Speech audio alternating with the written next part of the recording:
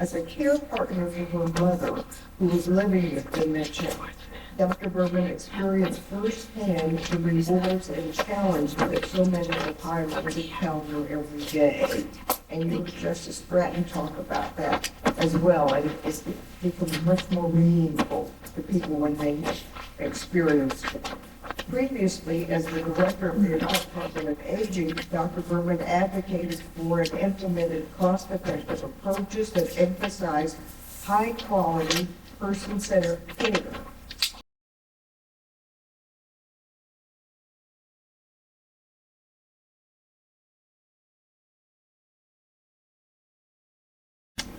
So I have dedicated my personal and professional life to caring deeply about our elders.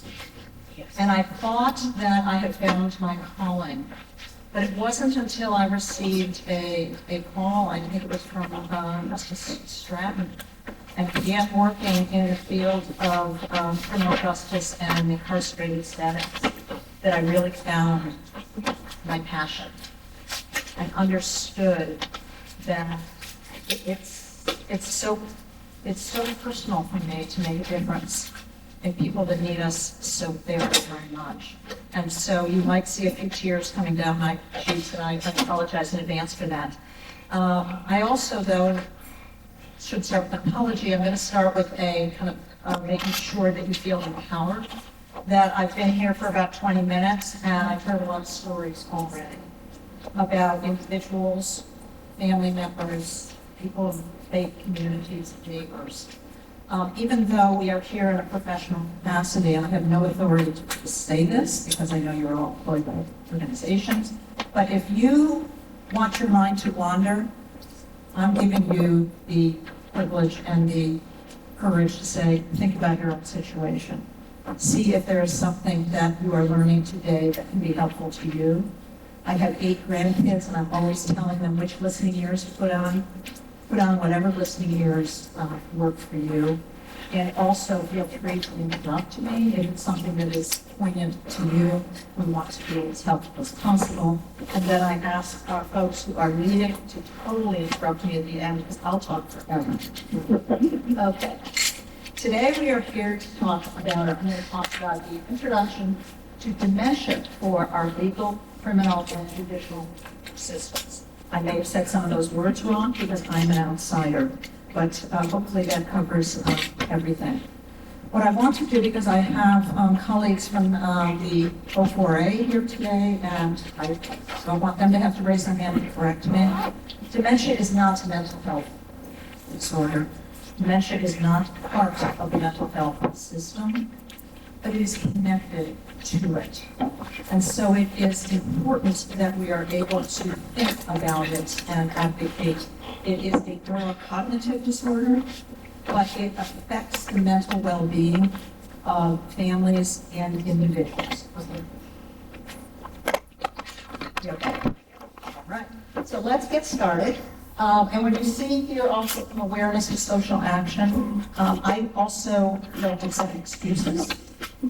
So after leaving here, there isn't going to be an excuse to say, gosh, that was really interesting, but I don't think I'm going to do something. No. I'm here today because we are going to act, and we're going to act together, and we're going to make a difference.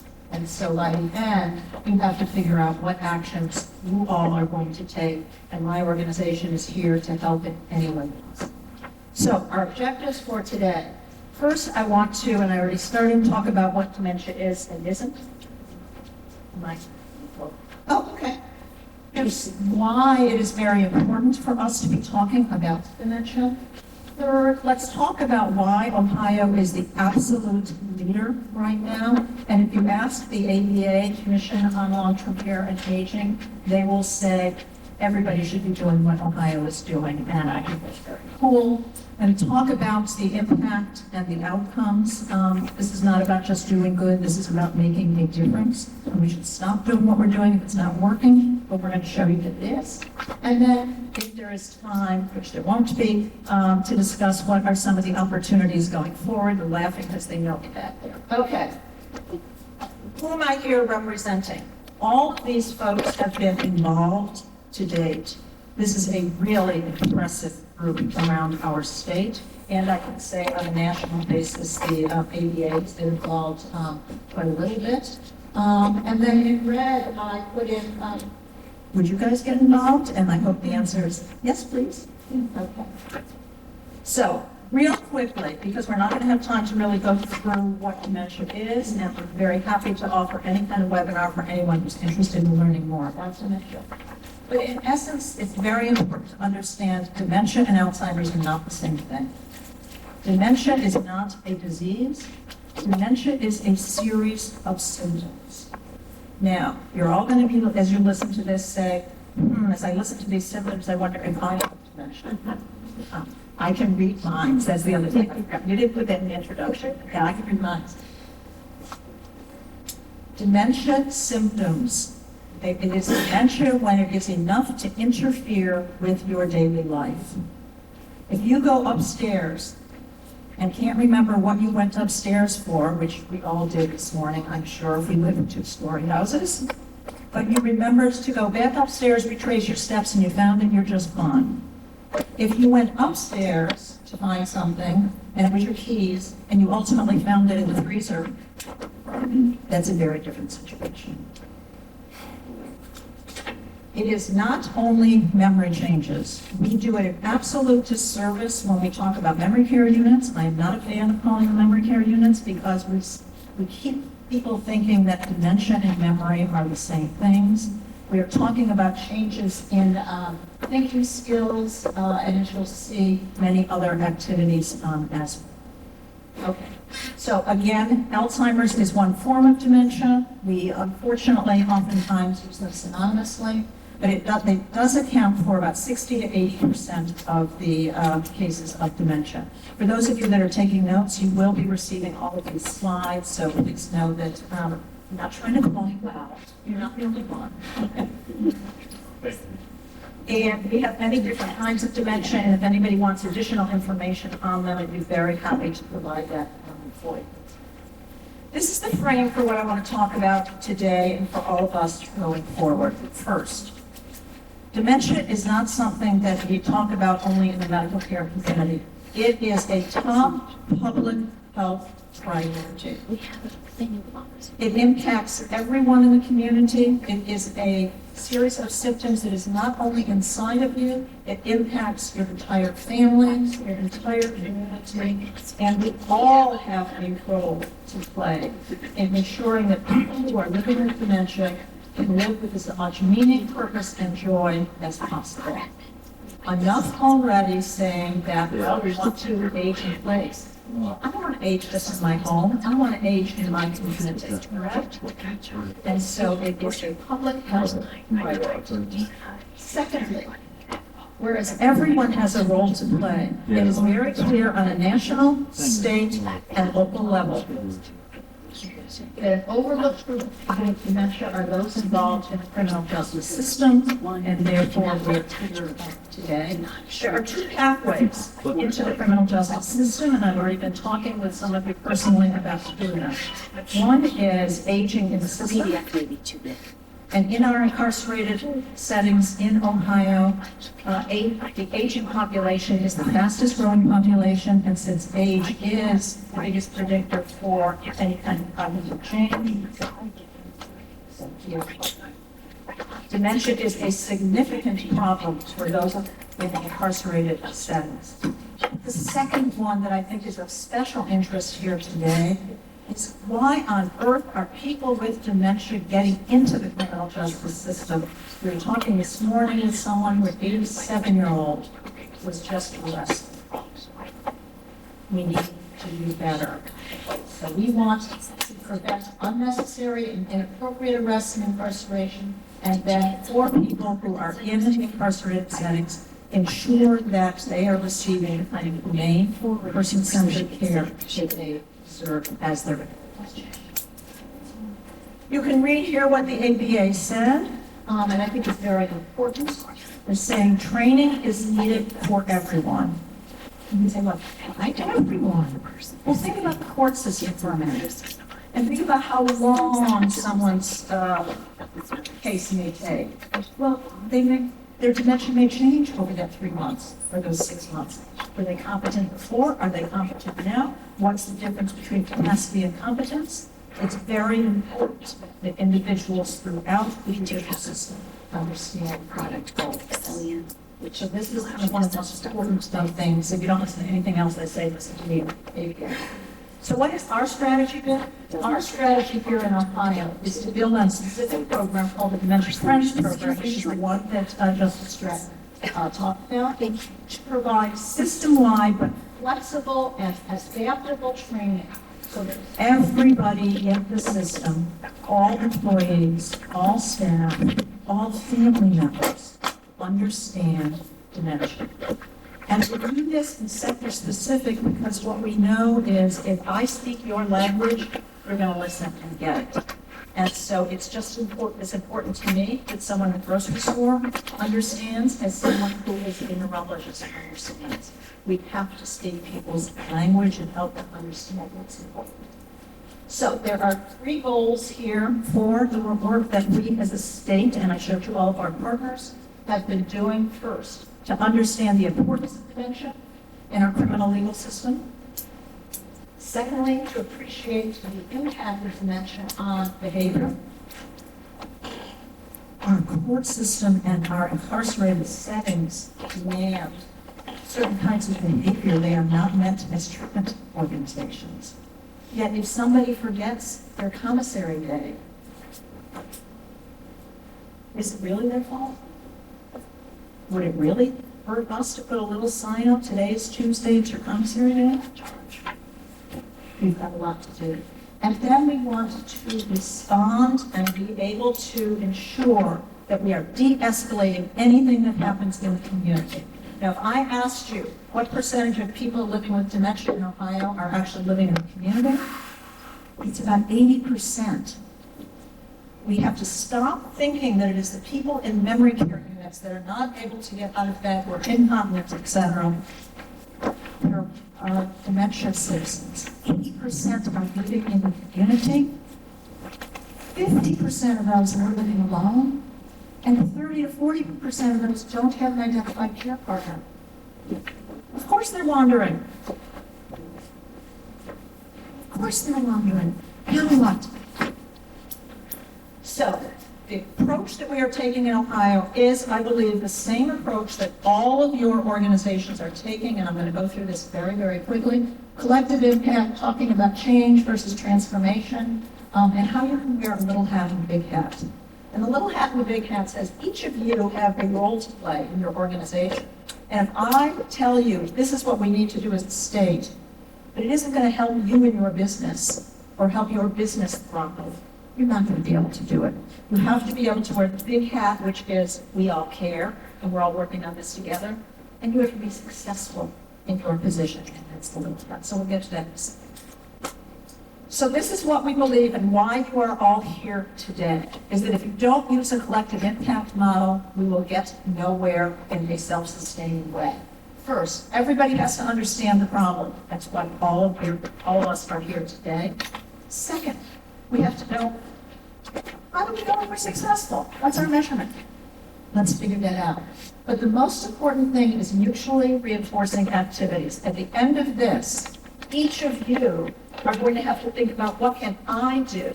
But I can't tell you, no, that's not what you should do. You should do this, because that's not what your organization does. We all have a role, and we must be respectful of what the organizations should do. Keep communicating. Let's talk about it. And the last and most important is somebody has to step up and be the backbone organization. Somebody has to say, yes, I will do this. I will do it. That's what I think we all share. Secondly, what we all share because we are here today is that we care more about transformation than change. Transformation change is taking the as-is state and saying, oh gosh, I could do it. A lot of ER words. I could do it cheaper. I could do it faster. What are those ER words? But we know that's not what this is all about. What it's about is all of us in this room having a vision, and on Zoom. All of us having a vision and saying, what if, why not? And going from that vision and figuring out how to do the work and pull those two together. That's where we want. Secondly, if I'm going to, it's not second, I guess it's third, or whatever. Anyway, what we're talking about today is an innovation. Innovations only spread with the following things. First, you have to see a relative advantage. Crisis intervention teams have to see that when they ask somebody on the street, when they see somebody with dementia and the person says, I haven't seen you since college. And you say, I'm a police officer, I'm not your college roommate, etc. That's not helpful. But if they know to say, it's been a long time since we've seen each other, how about we such and such? And they see that that works, and they say, I'll do it again. They've got to see that it helps them. Secondly, it's got to be consistent with your values. Is this what we do in incarcerated settings? Is this what we do with mental health? Let's just add this. It has to be consistent. Second, it has to be really simple. You have to try it. Put your toe in the water. Like, I'm going to say, I haven't seen you since college. It's been a long time. I'm going to try it. Doesn't mean you have to change everything you do. I'm just going to try it. And then you have to say, it really works. And that's what we're going to talk about today. We already talked about the big hat and the little hat. You guys you have to become a paycheck. You have to care about your organization. We have to figure out a way so that you can wear, and I should have brought my hats, but I did. I have a whole bunch of them, and you know. You have to be able to wear your little hat and the big hat, which means you care and we're all together. How did this all begin to care about dementia in incarcerated settings? It began with two amazing individuals, and I don't know, raise your hand if you know Cassie and Kim from ODRC. They are amazing, amazing women who just said, we have a problem. We have people who are aging in our system, and because of issues in incarcerated settings, more and more of them are getting dementia. And they decided they wanted to make sure every single person who is working in the incarcerated settings in Ohio understands dementia. Why? What they realized, it is the fastest growing segment of the incarcerated population or aging population. Wow. That's really a surprise to people. Secondly, we often talk about, as you know, 65 is a cutoff for aging, but because of many of the circumstances in incarcerated settings, we use it's about age 50. So now you can see why more and more people are in there. We figure, and this comes from the American Bar Association, that by 2050, the number of people living in incarcerated settings in Ohio will triple. That's huge. And then, of course, because of many of the issues that go on in incarcerated settings, people have a higher risk of dementia. And so what we created for the Ohio Department of Rehab and Corrections is a program based on our Dementia Friends program, Dementia Friends for the Ohio Department of Rehab and Corrections. What they did is that they required all program staff, so it's thousands, in the behavioral health, in the physical and mental health and long-term care staff to go through this program. And thanks to our wonderful colleagues at the Benjamin Rose Institute on Aging, we were able to evaluate this. And one of the things that we found when we did this, of all the programs we've ever done, these are the folks that said, I care, this matters, I learned the most, and the staff said, we want everyone to take this program. The staff said that. Our ODRC is such a wonderful organization that they actually, while on these webinars, people said to leadership, you know, what I just learned from Bonnie was that we need more fruit and vegetables. And leadership said, okay.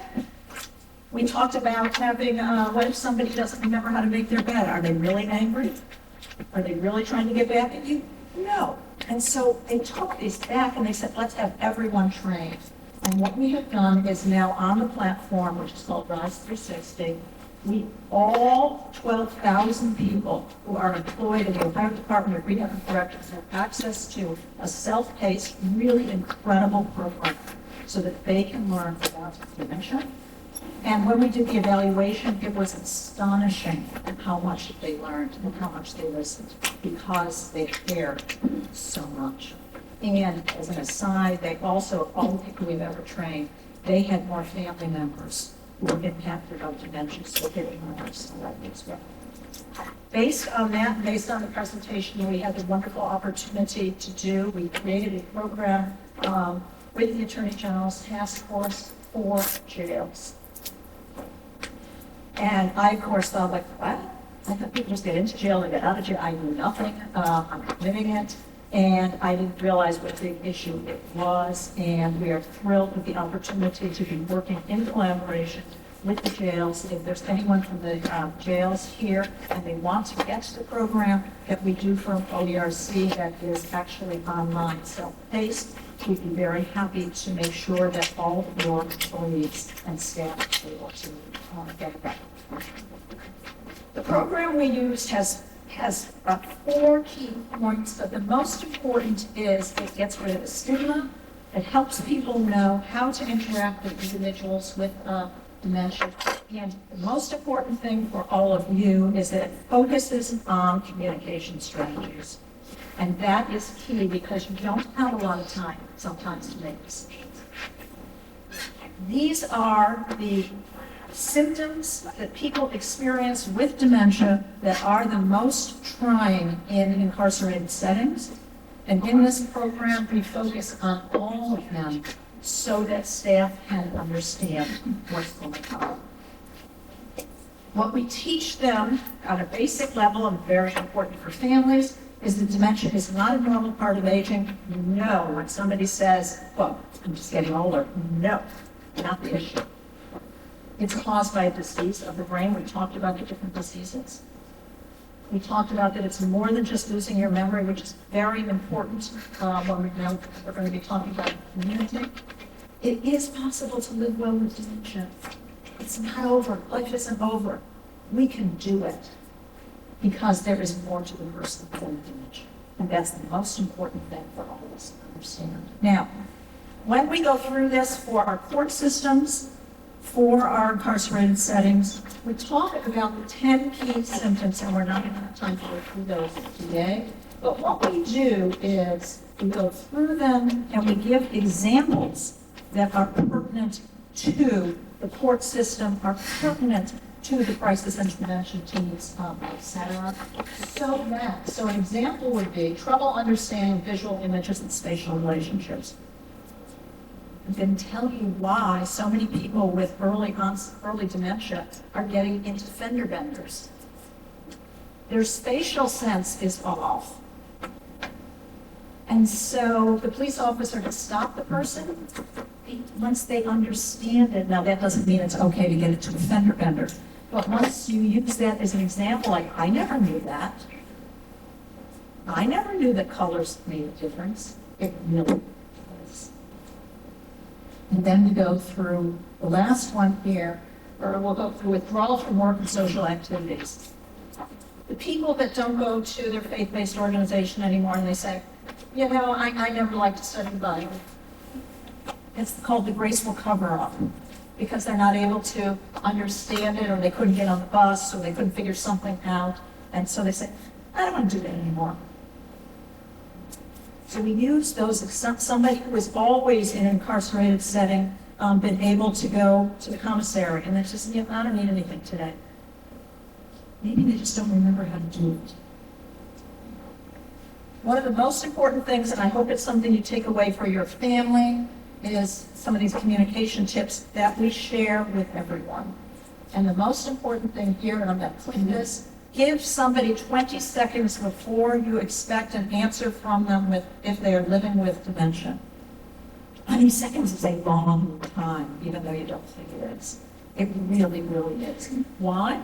Should you wait that long? Well, one is, if they know you're not going to wait, they're not even going to try. So they're not even using their brain. And so there are repercussions to our behavior. But the most important thing here is to avoid criticizing and correcting. If somebody is thinking they are back and they're 30 years old, you say, your wife died 40 years ago, that's not helpful. Tell me more about your wife. We give them this, or I really loved your wife. No, she's not coming today. Let's figure out how best to do this and avoid arguing. it doesn't help. Now, from a family standpoint, when somebody says, well, why should I bother coming to visit because they don't recognize me anyway? And if you are arguing with them, I will give you that free pass and say you shouldn't come. But if you are able to have a good visit and not argue with them, they may not remember you were there, but they remembered they had a good time. They remembered the beach. They didn't know they went to the beach, but they remembered they had a good time. We never, ever, no matter what we lose in a cognitive way, we never lose our emotions. We never lose love. What we teach for folks in the incarcerated settings, in the court systems, if we're able to do that, and in the community with crisis intervention teams, are interventions. And we teach folks really simple things, like why can't you just redirect them? What were we doing that caused this to happen? We rewind and say, it probably happened because I rushed him. I shouldn't rush him. Or it probably happened because I put him next to this person and they don't get along. Figure out what was going on. Understand the most important thing, behavior is communication. If somebody can't communicate with you with their words, they're going to lash out. Behavior is communication. And then you have to stop and say, does it really matter that he didn't make his bed today? Does it really, really matter? And to whom does it matter? Let it go. Now, I'm telling people who are running jails and other incarcerated settings, let it go, it doesn't matter. I'm not a Disney princess, I can't say that. But it helps you understand why incarcerated settings and dementia, pretty hard to fit in. Okay. Now, think like a detective. And here's the thing. Who was involved? Oh, he was next to John at the time that happened. What was the trigger? Was it in the morning? Was it in the afternoon? Where did it happen? It always happens when we're outside trying to play basketball. I wonder if there's a trigger from playing basketball. Think about it. And again, rewind what happened right before. And has anything changed recently? You're really not acting well, and yesterday was the day his wife came. Think about it. And so from there, what we did was created, and we're going to go quickly now, a Dementia Friends program for first responders. Because they are the ones that are going into the homes and seeing like, whoa, what is going on here?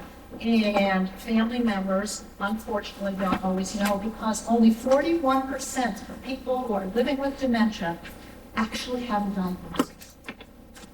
Now stop for a second and think, if I told you about another major cause of death or a major illness and said only 40% are diagnosed, you'd say, that's not acceptable. So most families, most people do not have a diagnosis. So what we did is create a program for crisis intervention teams and for first responders. And I just want to go really quickly through this to show you how we do this. So the first is the why. We always go through the why. So if we develop a program for any of you, it will always be why. And then we realize, most people remain in the community, most don't have an identified caregiver, and most don't have, they live alone. Well, if you live alone and you fall, do I have to say any more? I don't think so. You've probably been there more than once. Also, we're going to see more and more visits to emergency rooms because they're not getting the care, because they're not thinking about being able to get the care when other people might be thinking about it. The key here is also that 6 in 10 people living with dementia will wander. I call it that because people understand it. It's purposeful walking. But to most people, it's like, well, why are they wandering? Well, they're probably trying to get somewhere that they used to get to 20 years ago. Maybe it's to the mail. Maybe it's to go to the store. Maybe it's to pick up the kid from the bus. I don't know. But if you are a police officer, if you are in the court system and someone just starts walking around, it's purposeful. And what we know here is that self-neglect of people living with dementia is very, very common. First, they're not willing to accept that they need help, and they just don't know to do anything. Oftentimes, Sylvia, I'm glad you're here because it puts people at a much higher risk of abuse. And of course, self-neglect as well. And it's the emergency responders who are the first ones to see this. So we developed a program specifically for them. Again, we go through many of all the same things. It's a 45-minute program. And then we were contacted by the amazing folks from Cleveland Legal Aid Society, which is huge, by the way. 144 people, half of whom are attorneys. They said, we need help. We need help with people who are living with dementia. Both our staff as family members, and we're caring for people who are living with dementia. We need your help. And we created a program that now is available for all legal aid societies.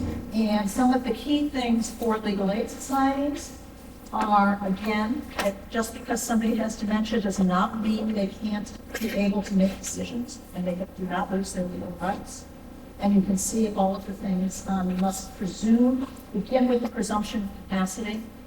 And what we found is that was not necessarily the case. And so when we do this, these are the things that they knew they needed help with. We talk about what does it mean in the legal aid world to be a dementia-capable professional. And one of the most important things here at the end is sensitive to the cultural differences. All of you, in what you do, are going to see cultural differences. When we started to change some of our things into working in simplified Chinese and Russian, I'm just going to pick those two languages, we were told there's no such word as caregiver in our language. Like, what? They said, it's just something you do as a family member. So you can't use caregiver even with the translations. I said, well, what do you say? It was about 6 sentences. Well, it's the person who provides the, and so we really need to be culturally sensitive. So, given the fact that we have worked in the incarcerated settings, including the jails, with crisis intervention teams, first responders, legal aid, the question is what's next? We definitely want to have new partnerships. So anybody who wants to be involved in this process, we're there. I do not know. To me, the word no is not a complete sentence, but the word yes is. So just know that call me it's done. We want to make sure that all the jails, all of the incarcerated settings, all of the CIT programs, all the first responders have access to this or other information. And of course, thanks to House Bill 23, we're well on our way. We are, through Benjamin Rose and Scripps Gerontology Center, doing evaluation research and examination. We are the first state in the country to be doing this, so it's very, very exciting. And then some exciting new initiatives. This one I'm so proud of, but it doesn't exactly exist. It's just, we're working on it. Do you know that our wonderful Ohio Department of Rehab and Corrections is interested in crime, is interested in us developing a program specifically for people living in incarcerated settings so that they can understand what's happening to the people that they live with or their family members or even themselves. We started working on this, and I cannot guarantee it's going to happen. We'll try IRB and all sorts of things, but think about it. And there's a platform that we're going to be using where they're teaching already welding, other things. Well, what if we actually are training people in dementia, giving them enough information so that when they are released, and we want them to be released, they're able to go out into the community and have a job. They understand dementia. So this is really multifaceted. This is just kind of the, those of you who know me know I have lots of magic wands. This was one of our magic wand moments, and it's coming to fruition. So anything that you are thinking about in the community related to dementia, ensuring that people do not get into the criminal justice system inappropriately in the first place, or as they age in the criminal justice system, please know the answer to this. So give you all of our information, and I want to thank you for everything that I know you're going to be doing to this world protection. So thank you.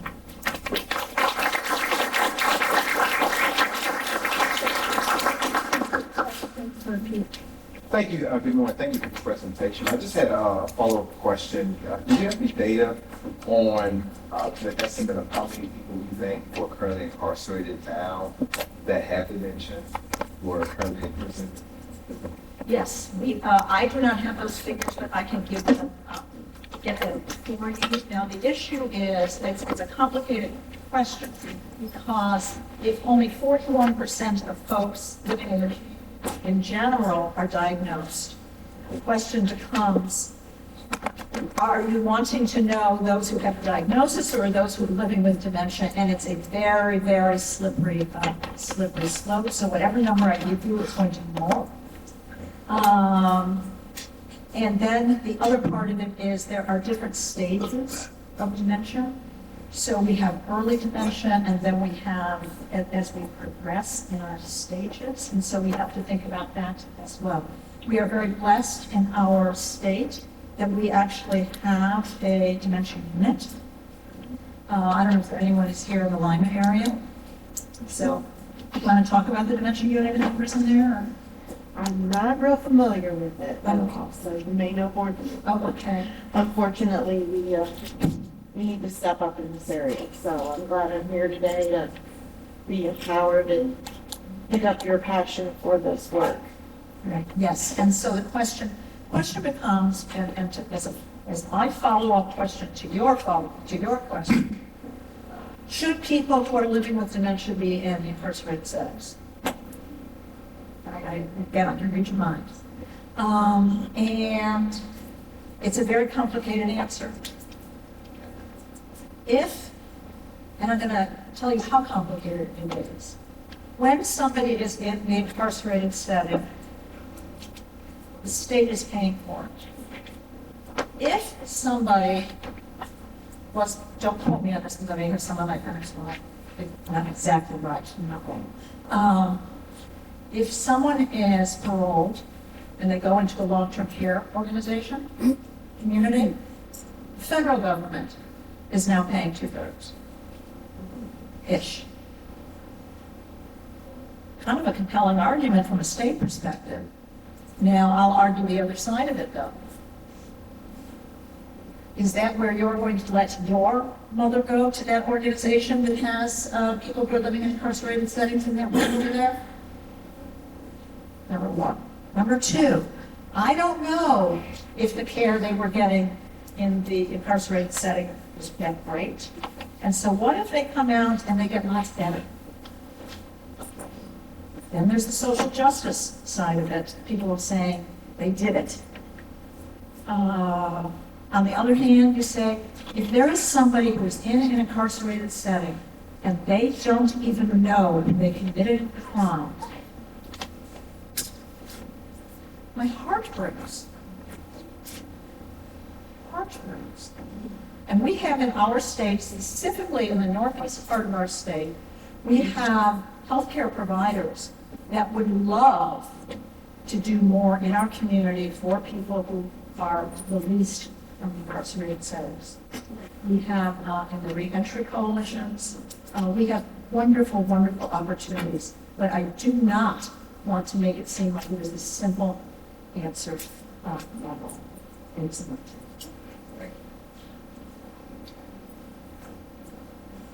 Yes. So are you piloting these inauthorities? Can you talk more about bathrooms? We are not doing, that is not something the state is doing. I was just talking about what would happen if the state was going to think about it. That would be where I would suggest kind of some starting points. But that's not something that's out of the wheelhouse. I think that reentry is something that should be on. Question of reentry is something that should be on people's agenda. How it should be resolved, I do not know.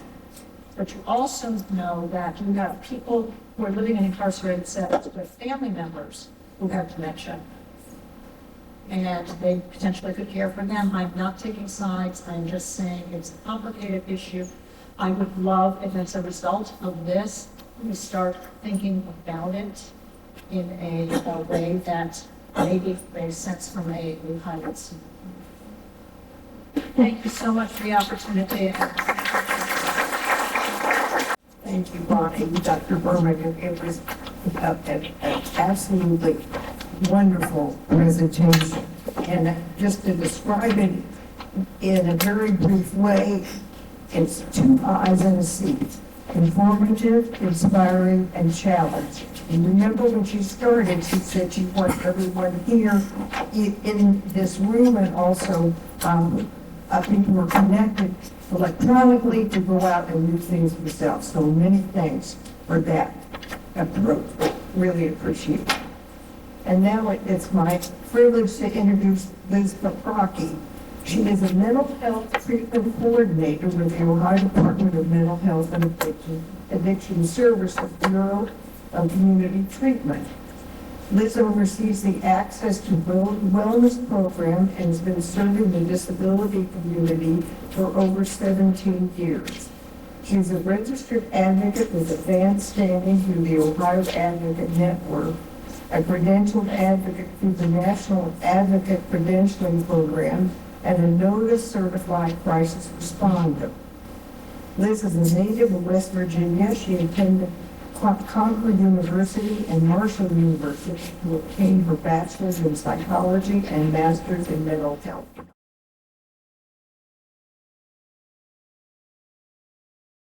So a little bit about the Access to Wellness project. This was formerly known as our multi-system adult project. So we could have changed the name like Prince did. So we went with the Access to Wellness. And the purpose of this program is to develop a strategic approach at the local level for folks that are living with severe persistent mental illness and also involved in multiple systems. A little bit about background. So Governor DeWine introduced this in state fiscal year 22. So we are now 2 years into the program. Initially, the program received $11 million over the biennium, and the funds are supported by Ohio's General Assembly. These are general revenue funds that we utilize to support these folks. In the new state fiscal year, we received an extra $1 million over the biennium because the program we're seeing really great benefits from it. And so now we have $12 million over the biennium. At the time, we have 45 of the 50 county alcohol, drug, mental health service boards participating.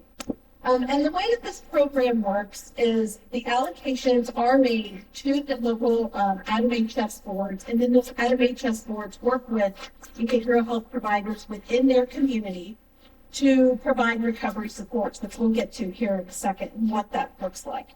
There's a couple models that are being utilized across the state. County ACMIC boards may identify a behavioral health provider to become a fiscal agent. We see that here in Franklin County. Or the ACMIC board remains the fiscal agent and then reimburses behavioral health providers through the allocation. This is my attempt at a map. So all of the red that you'll see on here are the participating counties for the Access to Wellness program. The white ones are not. I know some of you folks might be asking, why aren't the white ones participating? I, like Bonnie, can also read minds. So at this point in time, we've had various reasons as to why they may or may not be participating. It's really been up to a couple different factors. Some are because of just workforce challenges in running the program. Some are because they just didn't find the need within their communities, and others we just don't know. So just please know that there's continued outreach to these county boards to get them involved. So Earlier this year, we developed a website for this program in hopes that it will help educate the community, providers, and wards a little bit more. We have an interactive map. So for those of you who are interested in linking to your county ward and the providers with the Access to Wellness program in your community, you can go to the website. It's actually through the Department of Mental Health and Addiction Services. Type in Access to Wellness. The link is at the end of this, so you'll have the slides and have access to it. But just a little interactive map to show you who and their contact information of the program. So, a little bit more background. When we first started this program, we were looking at who the population would be that we're going to serve. At the time, we had pretty strict requirements around who would be eligible for the program. And after talking with our stakeholders, some of who are in this room right now, after talking with the providers and getting feedback from the communities, we learned that we probably want to look at expanding this a little bit more. So over the last 2 years, we've done just that. So we have 5 eligibility criteria that we're going to go through so you guys can see exactly who's being served with these dollars. So 2 or more inpatient psychiatric hospitalizations within the past 12 months and touched by 1 or more of the following systems. So let's start today, September 20th. You would go back to September 20th of 22. And you would be 2 inpatient psychiatric hospitalizations, not ER visits, but inpatient psych. And then we do the 5 systems. They can be involved in 1 or more of these: aging, criminal justice, developmental disabilities, homelessness, and veterans. Criteria number 2. We started finding out that access to inpatient psychiatric facilities isn't always doable, especially in more rural communities. And where there's more private psychiatric hospitals, sometimes that doesn't always work out in the individual's favor. So we needed to look at how do we incorporate crisis stabilization units into this? Because a lot of our folks are ending up in a crisis stabilization unit, either in lieu of inpatient psychiatric hospitalization or in lieu of incarceration too. So we're trying to find stabilization for them. So we added that as well. So 2 or more, just like the inpatient psychiatric hospitalization, over the last 12 months, and then touched by 1 or more of the following systems. Just a real quick thing here before I move on. Some of these are on a spectrum, right? Some of these system involvement are on a spectrum. Some are fairly black and white. So aging, over 65, clear cut. Criminal justice, clear cut. But when we get to homelessness, we're talking about folks that are couch surfing, that are all the way to living on the street, in a shelter, and so forth. So it can look very different for some folks. In some of the situations, we've even considered threat of eviction. So for folks who have been threatened with eviction, there's been some cases where we've had hoarding situations, and eviction has been threatened, so we've needed to do some remediation with the landlord to make sure they stay out. And then veterans, of course. Number 3, we wanted to blend it because we know that sometimes some folks only have 1 inpatient psychiatric hospitalization and then they have 1 CSU stay. So instead of saying, well, you have to be so severe to have one or the other, we're going to blend the 2. So they can have 1 in each and an involvement with the systems. So over the last year, a lot of conversations have happened around Senate Bill 2 and outpatient competency restoration programs across the state.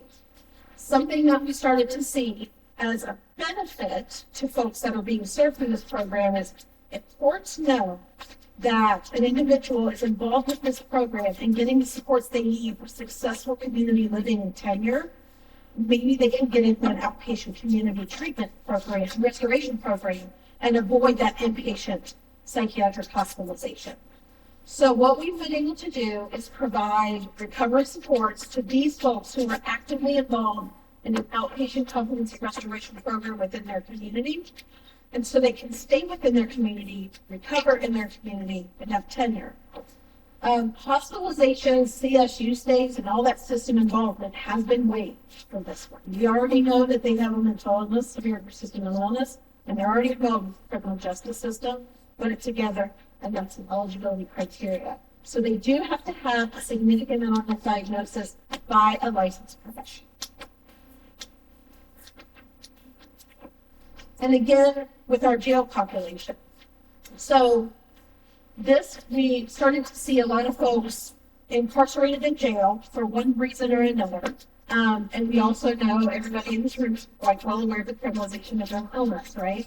And so what we started to see was that we needed to help these folks as well. So we made outreach, well, at the local level, they made outreach to their local jails and are now intercepting, before these folks are released from jail, intercepting with this program to set them up with the recovery supports that they need to be able to have tenure and recovery within their community. So again, hospitalizations, CSU states, and system involvement waive because they have to have significant mental illness diagnosis and they're already involved in the criminal justice systems.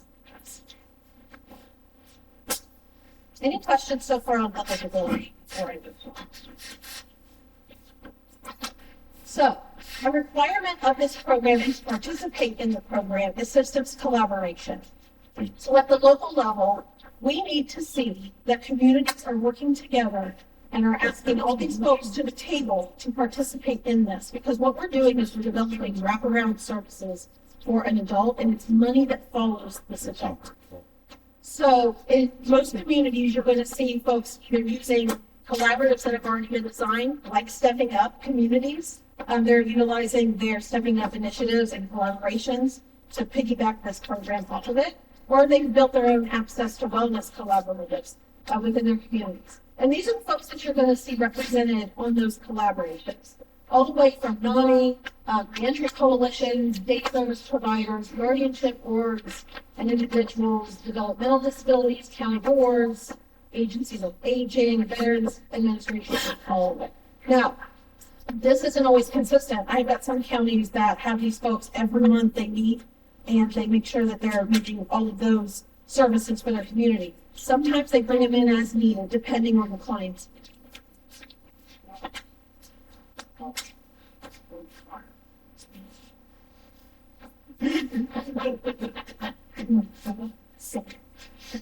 recovery supports. So the purpose of this is to provide these wraparound services in the form of recovery supports to these folks. And so recovery supports, the way we have defined it, is assistance intended to help an individual initiate and sustain that recovery within their community. So we do this on an individual basis. I shouldn't say we, our behavioral health providers and the county boards do this on an individual basis based on clinical judgment and client need. So you're going to see why we do that here in a second, because it's not just a free-for-all. This list of recovery supports that I'm going to show you is most certainly not exhaustive. I think we started out with a small batch, and then our county boards and providers became extremely creative in how they've been able to support the folks within their communities. So this is not intended to be a restrictive list of recovery supports, but just a balance of, here are some ideas to think about that typically lends to more ideas as they go on. And technology, okay. So we do have a per client cost that renews at the beginning of every new fiscal year. So we have it limited to $8,000 per person. Now, a lot of folks might not use all $8,000. There are some folks that need to go over that $8,000. And so there's some flexibility there at the provider and board level to determine how they're going to manage their allocation with the folks that they serve in their community. Before using access to wellness funds, though, they need to utilize all other local, state, and federal dollars that are already in existence to serve those folks. With the exception of levy funds. We have some really generous communities in Ohio that if we were to say you have to utilize all of your levy funds, they're never going to tap into access to wellness. So we allow for those levy funds to be on the side. You can't grade these. So in communities, we've seen folks that say, you know, we have this program that only allows this many dollars to help this person in this capacity. Can we grade access to wellness with that? And you absolutely can. So one example is access to success. It is a program for folks that are coming out of one of our regional psychiatric hospitals and back into the community. So we can braid those two together. So when access to success dollars are spent, we can come in with access to wellness. It's a lot of access, right? So we come in with access to wellness. Sometimes I get confused when I speak, but not today. And we can break those two together. These are some examples of those funding opportunities and recovery supports that I was talking about. I know it's a lot of type on this one slide, and we could add more if we want to, but we see everything from, hey, I need help getting my ID. I just got out of jail. I need help getting my ID, or getting the payment to do a licensure application because I want to be a barber again, and I need help moving in that direction. Parenting classes and life skills, guardianship fees. We see a lot of funds spent with emergency basic need items and food, clothing, cleaning, hygiene, prepaid phone and minutes. The way it is right now is we all know that internet is a utility these days, a basic utility that folks need to have, as well as gas, water, electric. We'll also pay arrears. So if an individual is seeing they're living in maybe on their own in their apartment, and they've got bills that have stacked up, their electricity's going to be turned off, their water's going to be turned off, we can help them with that and pay those arrears, especially when they don't have any other option to pay for that. Bus passes, assessments, specialized services, medication alerts, all the way to provider program staff for access to wellness program and 10% indirect. So we expanded this over the last year or so to include, because we're looking at sustainability of the program over time. And so we want to make sure that communities have what they need and providers have what they need to sustain this long term. So we started to open this up to provider staff, a behavioral health provider, can hire folks or do rating time of a person's position when they work directly within the Access to Wellness program. So we've seen this used in a ton of different ways. Folks within the behavioral health providers have gone all the way to hiring folks that are just Access to Wellness dedicated staff. We've seen boards and providers split the cost of somebody, and they do the outreach within the community, get everybody together around the table and provide those recovery supports. Maybe this individual is paid half by the hospital, half by Access to Wellness funds to do that linkage for folks who are in the ER. We've seen that recently in Franklin County, which I think is quite innovative. And then the 10% indirect, this is a heavy lift, not gonna lie. So this is a bit of a heavy lift administratively. So what we wanted to do was support those folks on the back end. They're doing all the processing of those reports, all the processing of those checks and the money and moving it around and make sure that folks get what they need. So now we provide that 10% indirect to those providers so they can help support their staff in this program.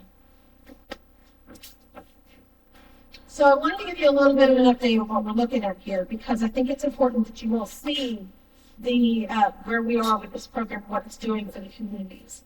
So like I mentioned before, we have 45 county HS boards participating. In fiscal year 23 alone, just the last one, we served 1,578 individuals. The year before that, they only served 400. So we've served almost 2,000 people within one state fiscal year. The majority of those individuals served were involved in 3 systems. So the county boards send in a report every 6 months. And from that, we're able to see how many folks identified with criminal justice, how many folks identified with aging, and so forth, the systems. So we know that the majority of folks in this order are homeless, involved in criminal justice, and or jail incarceration. After receiving help from an Access to Wellness program, this is within fiscal year 23, the last year, 81% of folks did not experience another inpatient psychiatric hospitalization, 90 did not experience incarceration or reincarceration, and 96% did not experience a crisis stabilization unit stay. So we know that providing these recovery supports to these folks in the community and supporting them in that space is doing some good. And this, I just wanted to give you a breakdown of how, so you can see, so we served 563 folks within criminal justice systems, 58 within outpatient health and restoration, and so forth. It is worth noting, though, that because an individual can be linked to multiple systems, some of these might be duplicative. So you might have somebody who is homeless and also a veteran and also aging, right? So it just depends on how they present to the county board and their providers. Over the last year, we spent about $3.1 million on recovery supports for these folks in various capacities. And the majority of funding was utilized for these top three: housing, and we'll break that down a little bit more what that means. Emergency basic need items and transportation was a big one. That also, not just gas cards and bus passes, sometimes that means Uber, especially in rural communities where they don't have access to frequent transportation, they might have to take Uber. So this is the housing breakdown. So 67% of those folks that received housing as a recovery support received permanent housing. So independent living in an apartment, a single family home. 42 had permanent supportive housing. Recovery housing, we have 62% transitional time limit housing. This is utilized a lot because, as you all know, housing is an issue for everybody. So there's just not enough to go around. So we see a lot of folks utilizing the access to wellness funds for these hotel stays until more permanent stable housing can be obtained. And in a lot of those cases, we have the providers really involved, so that way there's more stability for that individual while they're in this flux. So there's a program that provides folks for crisis intervention, specifically for access to wellness clients, to help them maintain that stability in their community until they can become more independent on their own. And then 69% of that funding was used for government security deposits. So, any questions so far before we get to success stories? And don't worry, folks on the phone, I'm going to read these to you just for accessibility purposes and kind of give a synopsis. No question. So I wanted to give you guys a couple success stories. These are my favorite parts of this program. We share these with the group once a month when we get together and talk about success stories. It's important that we see how this program is affecting people's lives positively. So in this success story, a 66-year-old individual, long history of inpatient psychiatric hospitalization at different psychiatric hospitals, both private and regional, and involved with the criminal justice system. They were homeless, they were not engaged with their treatment and care, and during their last inpatient hospitalization, they were placed on a long-acting injectable to help them manage their symptoms. So this individual began working with case managers, and then through the case managers building rapport, was referred to an access to wellness program in the community. So this individual now has their own apartment, talks proudly about having their own place to live, is happy to share that they had no further inpatient hospitalizations, no arrests, and no further involvement in the criminal justice system, and they are actively engaged with their treatment. So this is an individual that got linked up in fiscal year 23 and is still doing really well. E is an older gentleman that has spent the last few years in and out of jails and psychiatric units. He was within a homeless shelter, and that employee at the homeless shelter was able to build trust and started to link him with mental health services within his community. He's now stabilized and was awarded Social Security and completed SUD program. And so now he's in his own apartment, doing really well. He's maintained sobriety for the past 6 months. He retained his housing for the past 3 months. And access to wellness funds were used for hygiene, clothing, security deposits, and furniture for his new apartment. This one is very cool, so I'm excited to share this. I share this with this one everyone. This individual was hospitalized in one of our regional psychiatric hospitals for competency restoration, and was stabilized and placed on an outpatient assisted outpatient treatment program. Due to his mental health symptoms, he had removed all of the plumbing, electrical work, and so forth within his home. So the home became unlivable. So he had left his home and was living on the property of an abandoned restaurant at the time. So during his time with probate court, he was gifted a violin. He began playing his music daily outside a local drugstore, and he was earning money and got a higher quality violin as time went on.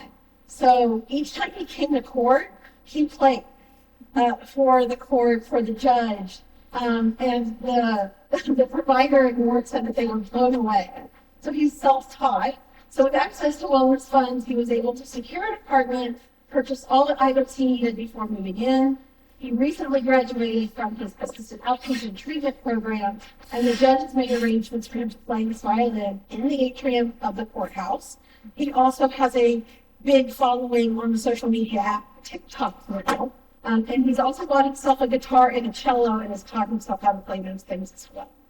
So really cool things that have come from this. This is the website I was mentioning earlier. You'll have that available. Again, it's just a quick search on the department's website. And then my contact information, if you should need to contact me, email is probably the best. So any questions about the program? The one question I did have, and it's not a question I've had in this program, and it's not a negative comment, it's just I know there's more money available that they've not been spent. It rolls over into the business. That's nice. So how do we, and I'm saying we down in Ohio, Yeah. with our affiliates and with the boards and providers, Yeah.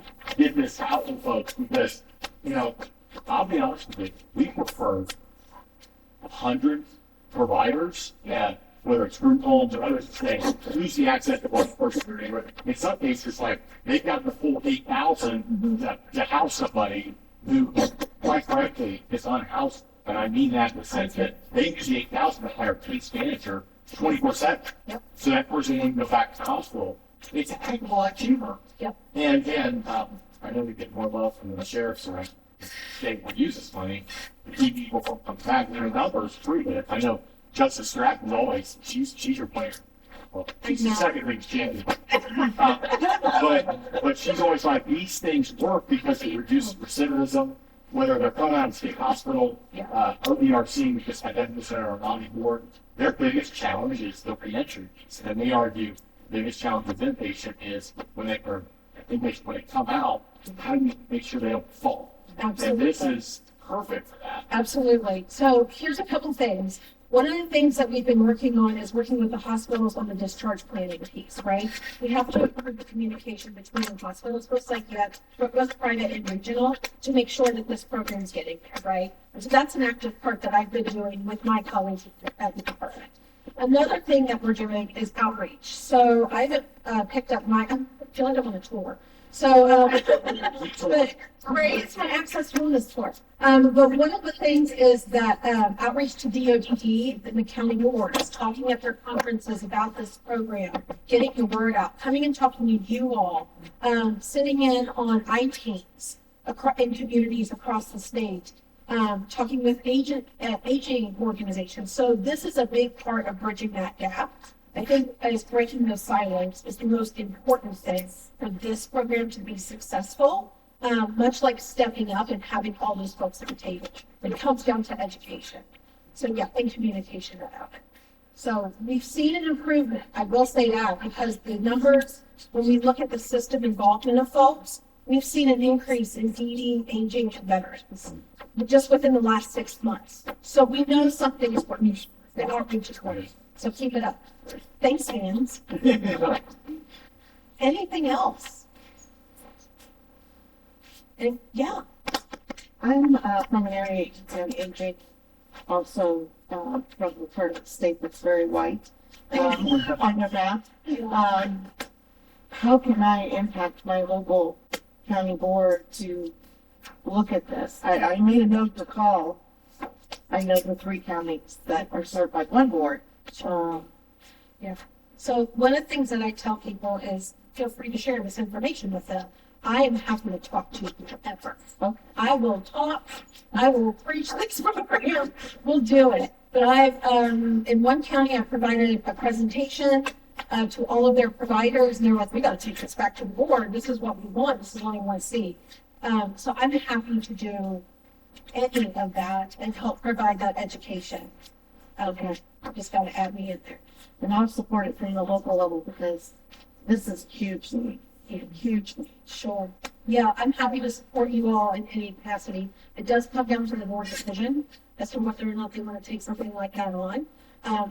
Now, one thing I will tell you is that if a county board decides to take it on and wants to participate, we don't just throw them in the deep end. I'll meet with them, provide technical assistance. I talk with these county boards almost daily because they have ideas. Hey, can we use it for this? Hey, Liz, what about this? Hey, Liz, can we do this? Can we go over the $8,000, right? So it's not just they're going into the deep end by themselves. There's a lot of collaboration. Also, we meet monthly. So we've got about 60 to 80 folks that meet at 8 a.m. on the first Thursday of every month. I know 8 a.m. to me is not really the best thing.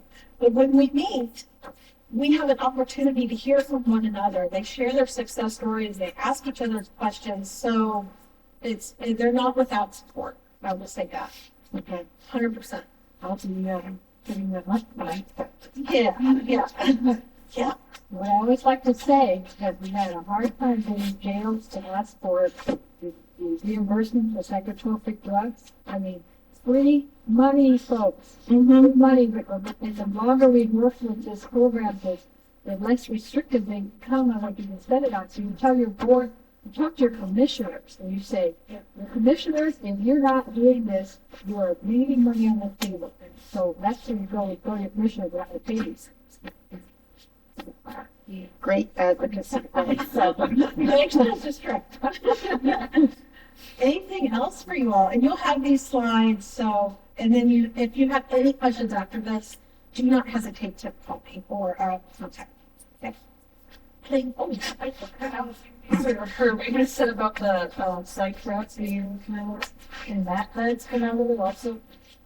Those that don't come out of this program, that's a separate program from the Department of Mental Health Relations. Yeah. Reimbursement for psychotropic drugs and now MAT in jails. Yes. And you can believe how hard it was to get someone in jail to ask for it. We still have a few habits. They're down to one. Down to what? Oh, it's For psychotropic meds, we're up to, I think, 50, 51, something like that, jails for MAT meds. okay. Mostly Vivitrol, but we're working on that.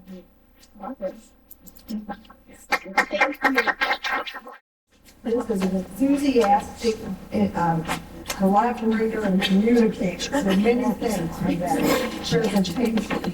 And what was also very important was to stress on being positive, talking about wellness and recovery. So that was a very important message. And now it's my pleasure to introduce Jennifer Stiers.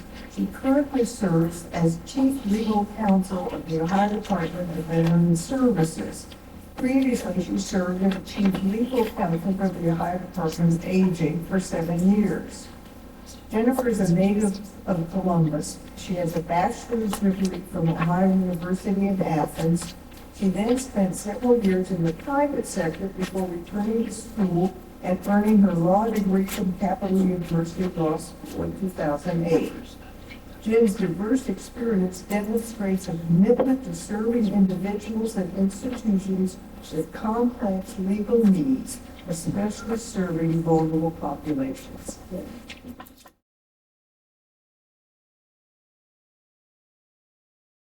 Today, I just want to talk about some of the things the Department of Veterans Services does and is working on doing. We are collaborating with the Department of Mental Health in many ways in the program with Katrina. And I have nothing to do with any of these things. I'm the messenger today. So I can't claim that I have created any of these things, but I am very happy to be here to share with you. So. And I'll share a little bit about the department and just a few other areas in which I think we might be able to touch the lives of the aging veteran community, veterans who are involved in the criminal justice system, as well as some other, interventions. So Department of Veteran Services, State Cabinet Agency, it wasn't always. We became a Cabinet Agency in 2008. The current director, Deborah Ashurst. We have the opportunity. She's an amazing leader. And our vision is to be a trusted voice for veterans. And we do that by providing opportunities for veterans and communities for advocacy, collaboration. This is some of our team. We do a lot of things that aren't necessarily relevant for today's topic, but you'll see us out in the community. We are constantly trying to honor our veterans, provide outreach and education in the community. We have a veterans workforce initiative. We have a lot of different services that we can offer in other spaces. And I will briefly touch on two compensation funds that our office does actually oversee that may actually impact some of the individuals that we're talking about today. And we also currently right now we're working on the Ohio Veterans Health Day, which we do annually to celebrate 20 veterans each year. So one of the things I first wanted to talk about, and I apologize, because you may know some of this stuff, or all of this stuff. So like I said, it was difficult trying to figure out my audience and what you may or may not know. But in trying to raise awareness about who we are, we think it's important to raise awareness of who in your community is probably best equipped to help with your veterans. So in Ohio, every single one of the 88 counties has what's called a County Veterans Service Office. And that is really your local boots on the ground group of people who can help link veterans to benefits, other community resources. Many of them provide local legal resources. We're talking about housing, we're talking about transportation. I'm sure the AAAs are working very closely with their county veteran service offices. So this is a resource that if you are not already linked to these CVSOs, they know the their counties and communities better than anyone. And they are usually the first group that I recommend any veteran who is seeking information about the benefits or services that they contact their local CVSO and screen to see what is available to them.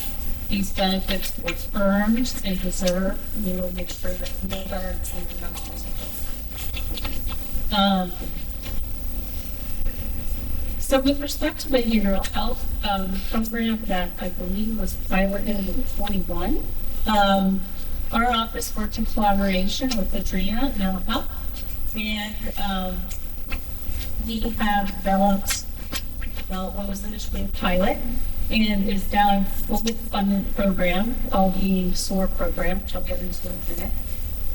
But we are trying to play a role in reducing mental health issues with our veteran communities. We see a lot of PTSD. We see lots of issues, and we're trying to really get to them again at the local level through this program. We're part of the United States efforts to prevent suicide in veteran communities, and we're also a veteran person program. But the SOAR program, or the State Opioid Response Program, is something that mental health has funded on behalf of our office. And we have developed and implemented a recovery support system for veterans that we're hoping to actually impact at the local level, as well as those that are residing in one of our facilities. So one of the things I really wanted to hit home today is that I think oftentimes the veteran services in the Ohio veterans' homes are perhaps not considered an option or a resource out there. But we actually own and operate the only state-funded nursing home in Ohio, and we have 2 of them. And I'll talk a little bit more about that. But when I hear things about housing, when I hear about other issues, I want you to know that we made the option that you could screen for these aging veterans, and actually you do not have to be aged to be in one of our care centers. So I want to put this information out there. So with the SOAR program, It's really meant to build a community system of support. The pilot started so as I mentioned, we have 2 nursing homes in Ohio. We have one in the Sandusky area, and we have one down in Brown County, about 45 minutes outside of Cincinnati. At one time, the Sandusky home, I believe, was the 6th largest in the nation. It can hold about 430 individuals, and right now we are at about half capacity. But part of the population in our Sandusky home, and we offer a spectrum of care. So we have intermediate care, we have skilled care. What is unique about Sandusky, and on the topic of housing, is we also have what's called domiciliary. And this is actually what the original Soldiers and Sailors home was intended to be. When our facility was built in 1888, this was a home that service members, servicemen, could come home to if they did not have family to come home to or spouses to come home to. And it was really run as more of a dorm or domiciliary. And so it provided a roof above their head, food on their plate, and some minor medical care. It's now morphed into, we still provide domiciliary care, which in today's long-term care world is probably most akin to independent living. But it is on site, as well as we have our skilled nursing, and we also have alternative dementia units that we operate at both of our homes as well. And we have similar homes in Sandusky, Ohio, or Georgetown, much smaller. Rural community is also about half, probably about half census today, due to ongoing staffing shortages. But they do offer intermediate care as well as mentioning. So I put that out there because part of the SOAR program is being piloted in these facilities, and especially our domiciliary. The population of the domiciliary is largely younger individuals that obviously do not have a need for help with anything else. So they're primarily independent and need some minor assistance in some areas. Many of them can still drive. They're still very independent, like I said, and come and go as they please.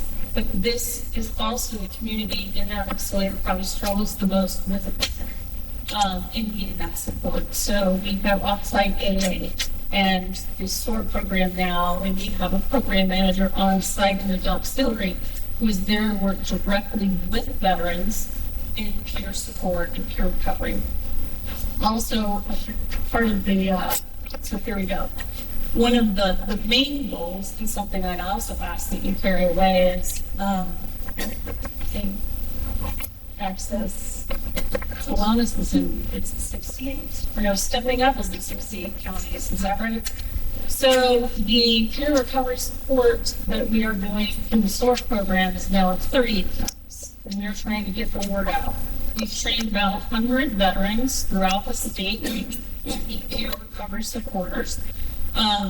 Most, if not all, our veterans, I don't know that that's actually a requirement, but obviously the veteran experience is a very unique one.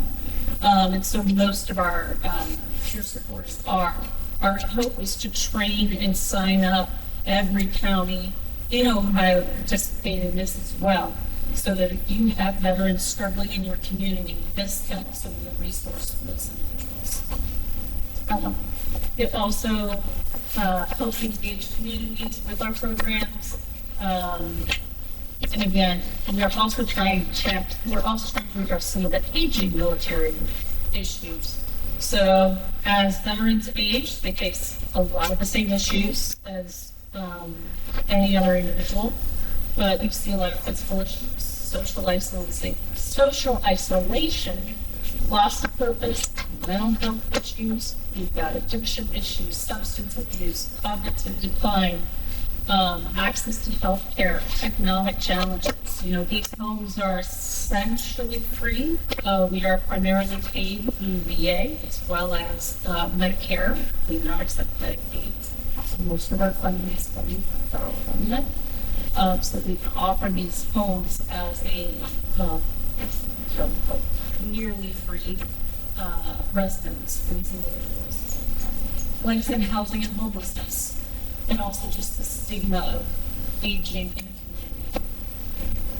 So some of the things the SOAR program is looking at implementing, and this is in some of our IR facilities, looking at meditation and mindfulness, our recreational therapy, which is provided, wellness and nutrition, spiritual practices. We do have Chapel, our CBS facility in Georgetown. Social networking opportunities, and peer support groups. So that's what's going on.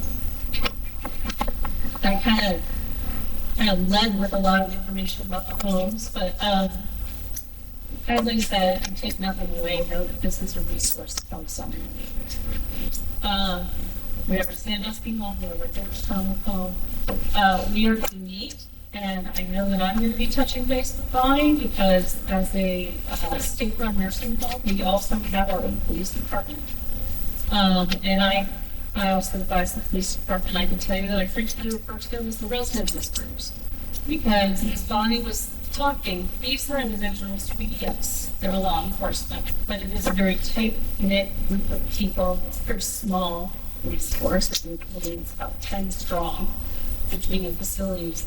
But these individuals have been trained and have lots of experience in talking to individuals who talk to the department with dementia. They understand the military experience and what some of these individuals went to. And I think they're taking this to heart. This is not a police force that is looking to, harm or hurt. They're there to protect. And in many times, we utilize them as nothing more than resident whisper. So-and-so's kind of upset. They were talking about going out and buying a gun. This has happened. Can you have a lieutenant talk it out? It's an invaluable service, and I think we can bring it flying stuff. That would be great for us. And I went over the different kinds of care, and I apologize, it's memory care, but I'm going to be updating that.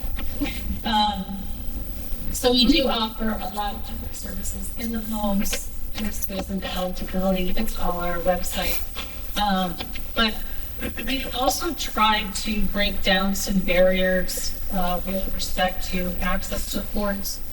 We do have individuals who require guardianships, and we've done a ton of outreach working with Angie, access to justice, and working with Brown County and Erie County up in Sandusky to facilitate relationships with court administrators in the event we do need court intervention on behalf of some of our residents. And so we've spent time building that relationship, and that's been invaluable, I think, in making sure our residents have legal protections that they need.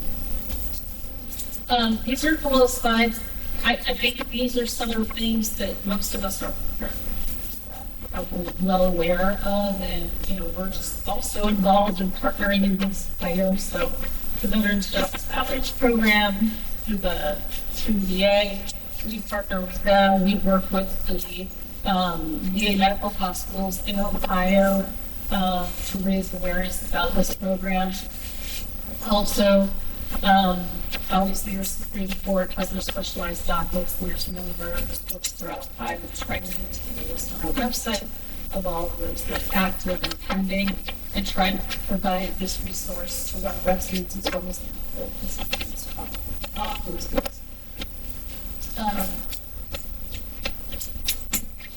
This I wanted to mention because this may be something, while not specific to behavioral health, but it could be of a benefit to individuals or clients that you come across, is we do operate what's called the MRF, the Military Injury Relief Fund. This is a compensation fund. It is a one-time bonus payment for having served after October 7, 2001.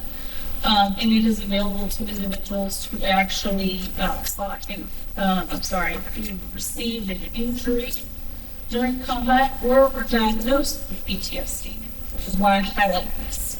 And so this is authorized by the legislature. This is not, there are no strings attached to this. You can go to our website, anyone, if you have served yourself, if you have family members, a son or daughter or sister, brother, please spread the word. This is available, and it is not just those physically injured. It was, I think, a big consideration that we're also looking at diagnosis of PTSD. So that is something that's out there. And the last one I mentioned, because this is also compensation fund, and it's going to be sunsetting within a year.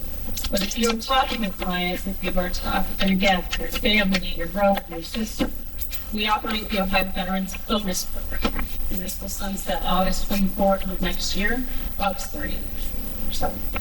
And this again is between $500 and $1,500. This is for anyone serving in the Afghanistan war.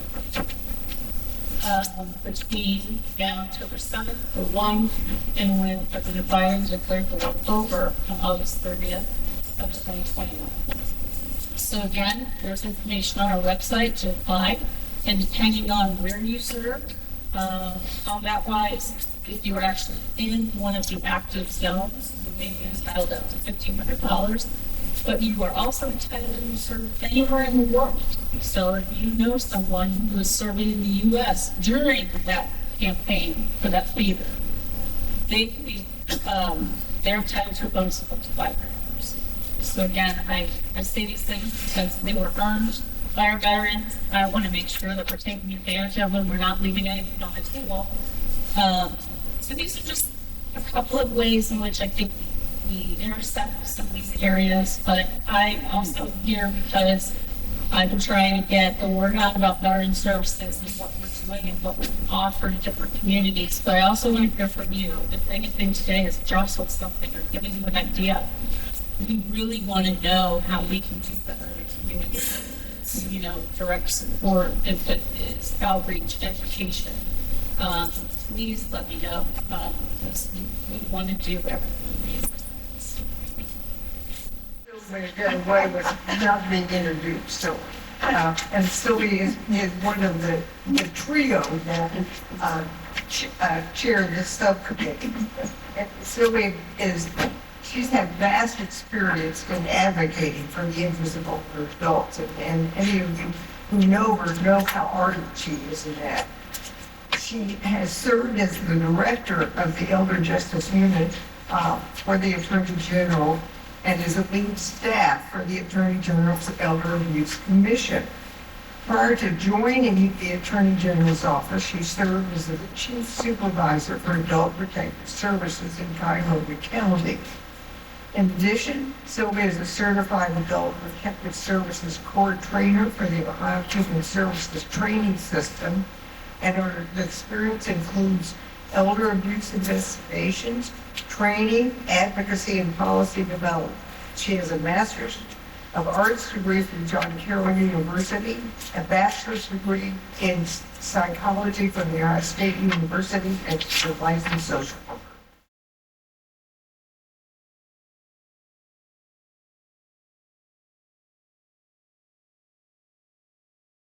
One of the things that I wanted to talk to you a little bit about today was we've been hearing a lot about resources that are available, and I'm going to be a downer and kind of talk to you a little bit about what happens when things don't go the way it's supposed to, and what kind of services are available. That's why I was asked to do the last one standing. So I had to do a couple different things that we heard about, which I think is pretty neat, because as the staff person of the Elder Abuse Commission, I get to be involved on policy and meeting with legislators and advocacy. So it's changing things in a very large systemic. With the Elder Abuse, with the Elder Justice Unit, I'm still seeing what's happening on the ground. And I think it's important, so it keeps me balanced, and actually they parallel each other, and it actually helps me with my advocacy work. So I know some folks get upset when I say some of the downer thing, but in Ohio, we have what I would say to you is a fairly fragmented elder justice system. Our systems are not necessarily designed to talk to each other. A lot of them have criteria. You heard about, like, I can't sign up unless I have to get myself in jail first, and then maybe I get myself. But I'm just saying, most programs have some criteria that you have to get around. So from my end, I don't advocate for my colleagues, because they say to me all the time, I'm like, no, I'm not advocating for you, I'm advocating for victims. And victims need us to figure this out. So if you're a victim, historically, and Ohio's not alone, I just came back from a national adult protective service conference in Boston. And it was interesting to hear how similar all the states are. In most states, the safety net isn't active. In most states, the safety net is not prepared for the amount of older adults that are coming up now. And in most states, their adult protective service program is severely underfunded. So we're not unique. There were some things that Ohio does that are cool, that I thought that's neat, but then other states you hear and they're like, oh, we're doing that, we're not. So you can't even compare us. So, but in Ohio, it's a reality. Matter of fact, it's getting worse, not better. When I was a young social worker, we used to say 1 in 5 cases came to the attention of authorities. Now there's some statistics, a study done by in New York City that says it's as high as 1 in 24. So I just did a talk the other day to veterans. I was talking to the psychologist, clinical psychologist in the VA in Cleveland, learning how to do capacity diagnosis.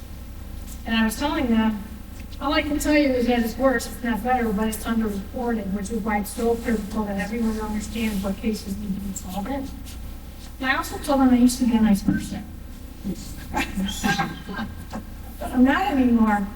I've heard and seen so much, and I know how we kind of dismiss it. We need people like me to say, hey, let's take a look, and my spidey sense is telling me there's something wrong. It's not that I'm against self-determination, and it's not that I'm against healthy aging. I'm just here to tell you, I know there's a whole set of folks that are falling in the cracks, and the victims suffer, and we need to do something about that. So in the commission, I didn't start the commission. Actually, some of you may know Director McElroy. She used to work in our office, and so yeah, she took advantage of the situation and got the Attorney General to bring folks together on a voluntary basis. What's cool about the Elder Abuse Commission, it started in 2009 on a voluntary basis.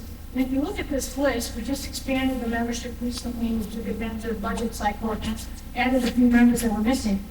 But I have a whole bunch of people who represent the state organizations.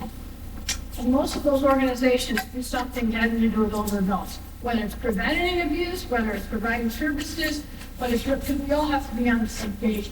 And on this side, we have a bunch of nonprofits.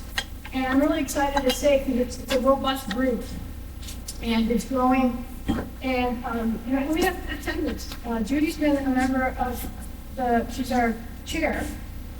And I think you've been a member almost since the beginning, if not pretty close, but not from the very And she represents the chair, but she also represents the interest of older adults. She's always reminding us about how we have to do outreach, and it can't just be for professionals, it has to be for older adults, so we can do both. But we have a wide range of members. We are codified, and this was really exciting and happened. So I don't know how many of you watched the cartoon of I'm Just a Bill on Capitol Hill. And it takes a long time for a bill to become law. This is an example of that. Ohio introduced, one of the very first things the commission did was introduce the Ohio Elder Justice Act. The act never passed. You know why? It had no money. It was asking Jobs and Family Services to do a lot more, but it wasn't giving them money and needed it because it couldn't even do what it was supposed to do.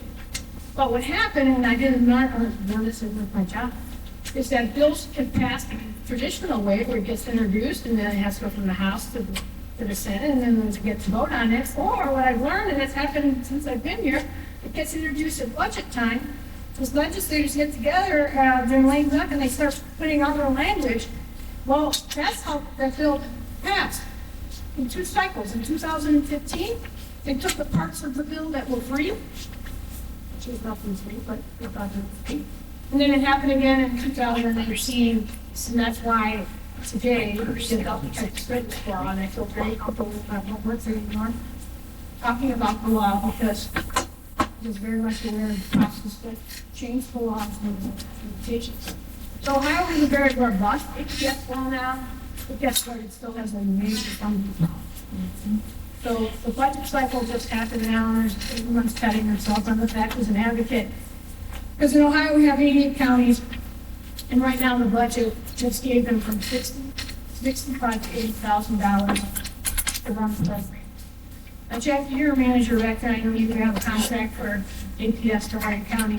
Hey, can you answer for the folks, can you run a program with $80,000?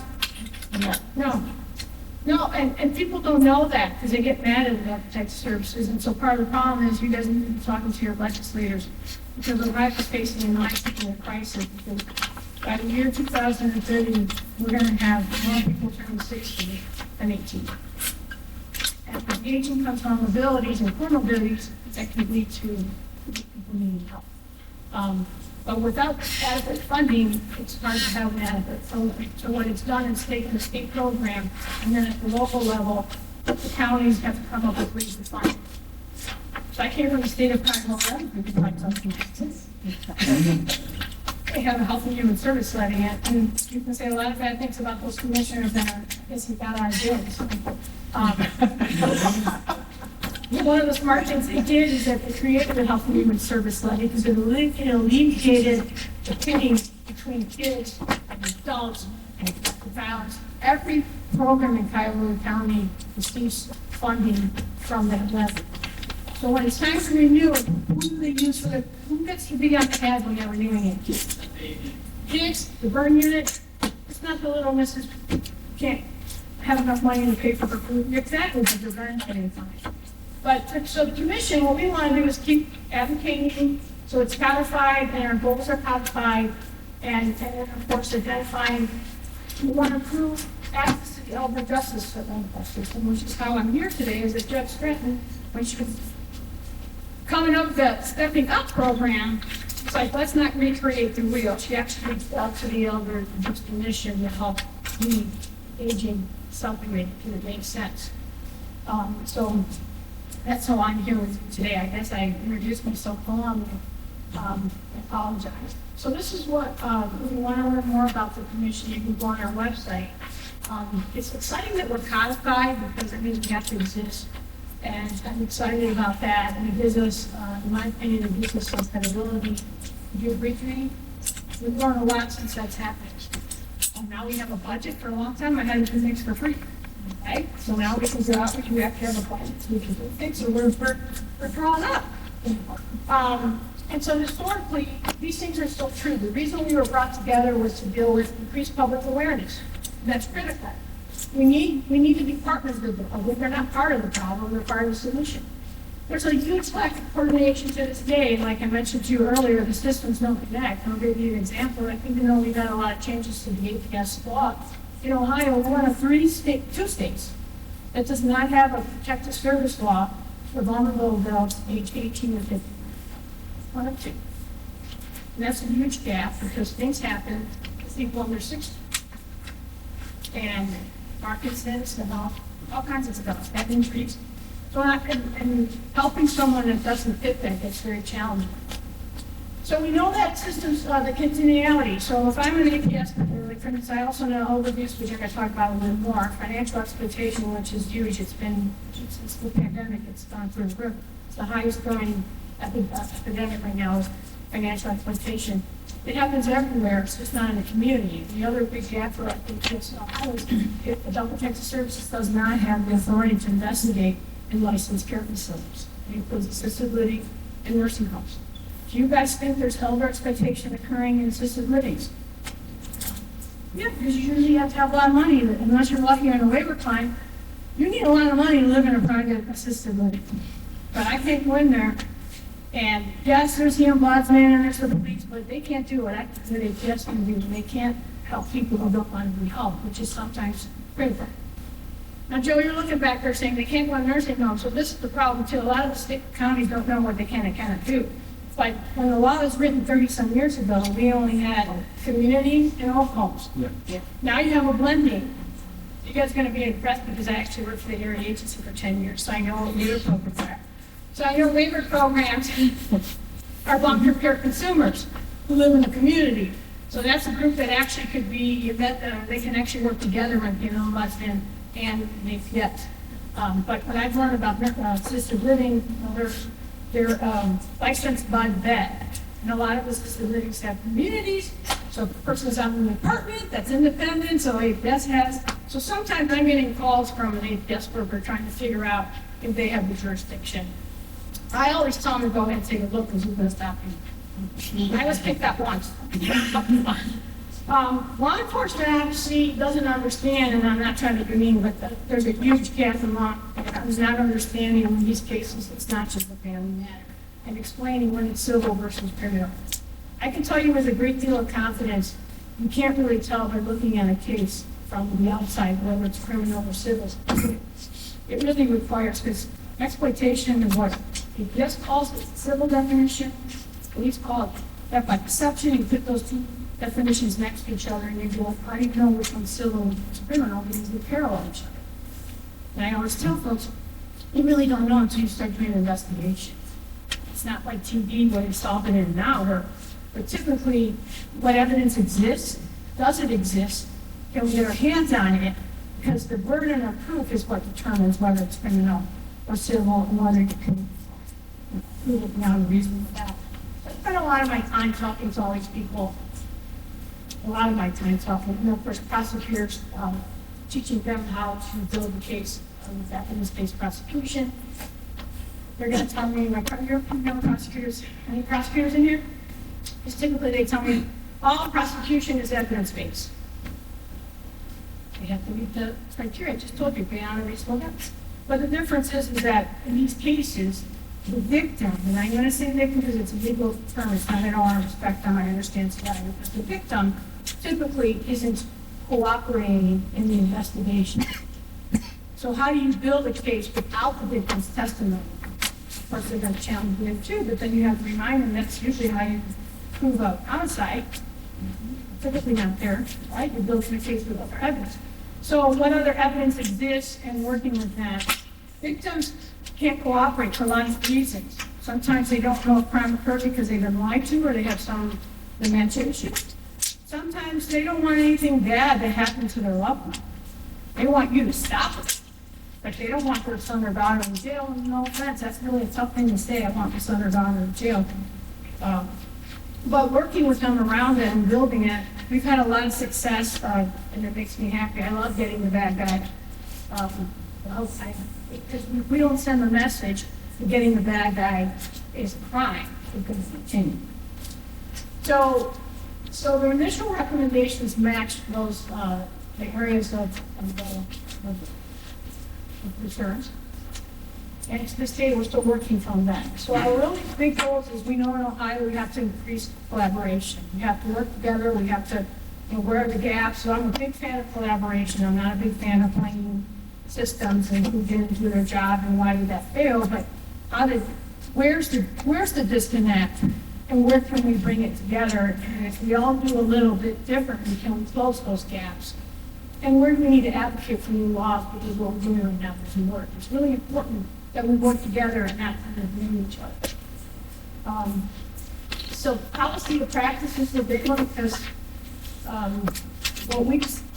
laws can affect what we do on a daily basis. Laws, I know we just recently had a conference on our Abuse Awareness Day. Our policy committee actually looked at trauma-informed care and how do we respond to older adults when they've been victimized, and actually talking to them about what happened and when it happened. And it was interesting because we're realizing that most of us, some agencies have made some efforts in looking at trauma-informed care and applying it. It's a little bit more challenging when you're looking in for like organizations like Adult Protective Services who basically have to respond to anyone. But there is an opportunity for us to remember that we're dealing with people and that their exploitation doesn't define who they are. They're a victim of that. And to honor that, but also not to blame them. And that becomes a big problem because I've even heard, even some of us, sometimes, we were talking about scams the other day. We were talking about how a victim of a scam is one thing that really drives me nuts when I hear it. They willingly gave their money to the scammer.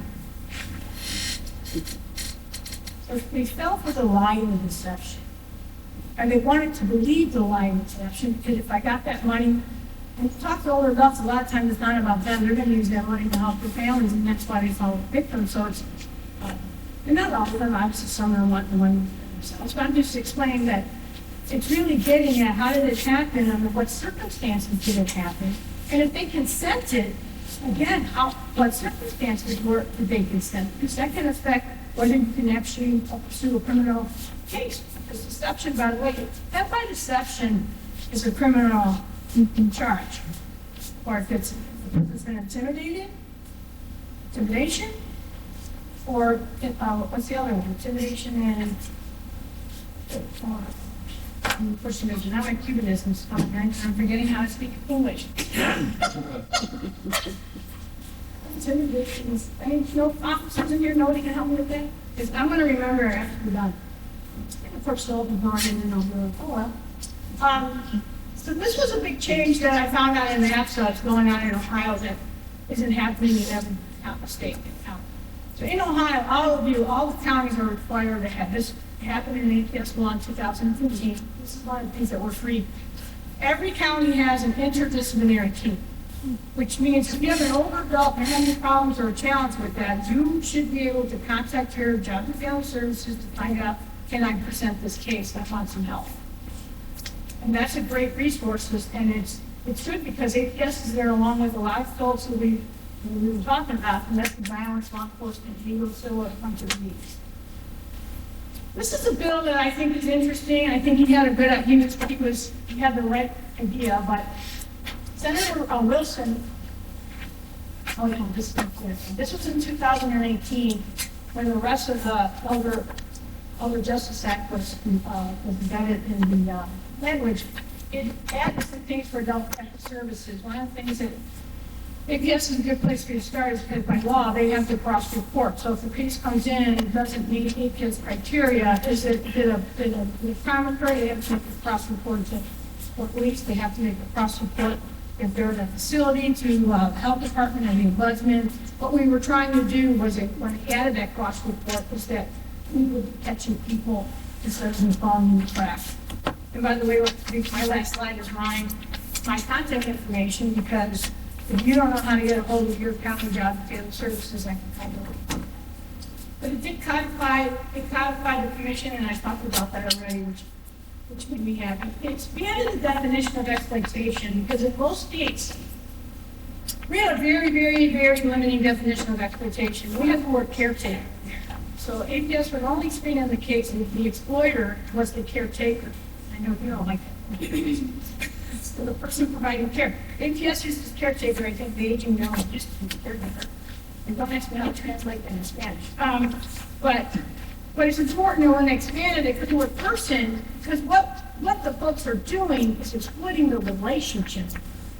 And in most of these situations, it starts out very friendly, and there's usually very often a dependency. I need help, and I have money, or I have means, or I have a house, I have something, even a Social Security check, I'm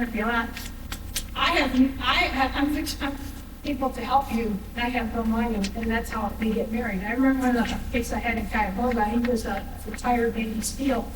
I got called at 12 o'clock at night when the police went to the house to do a home invasion.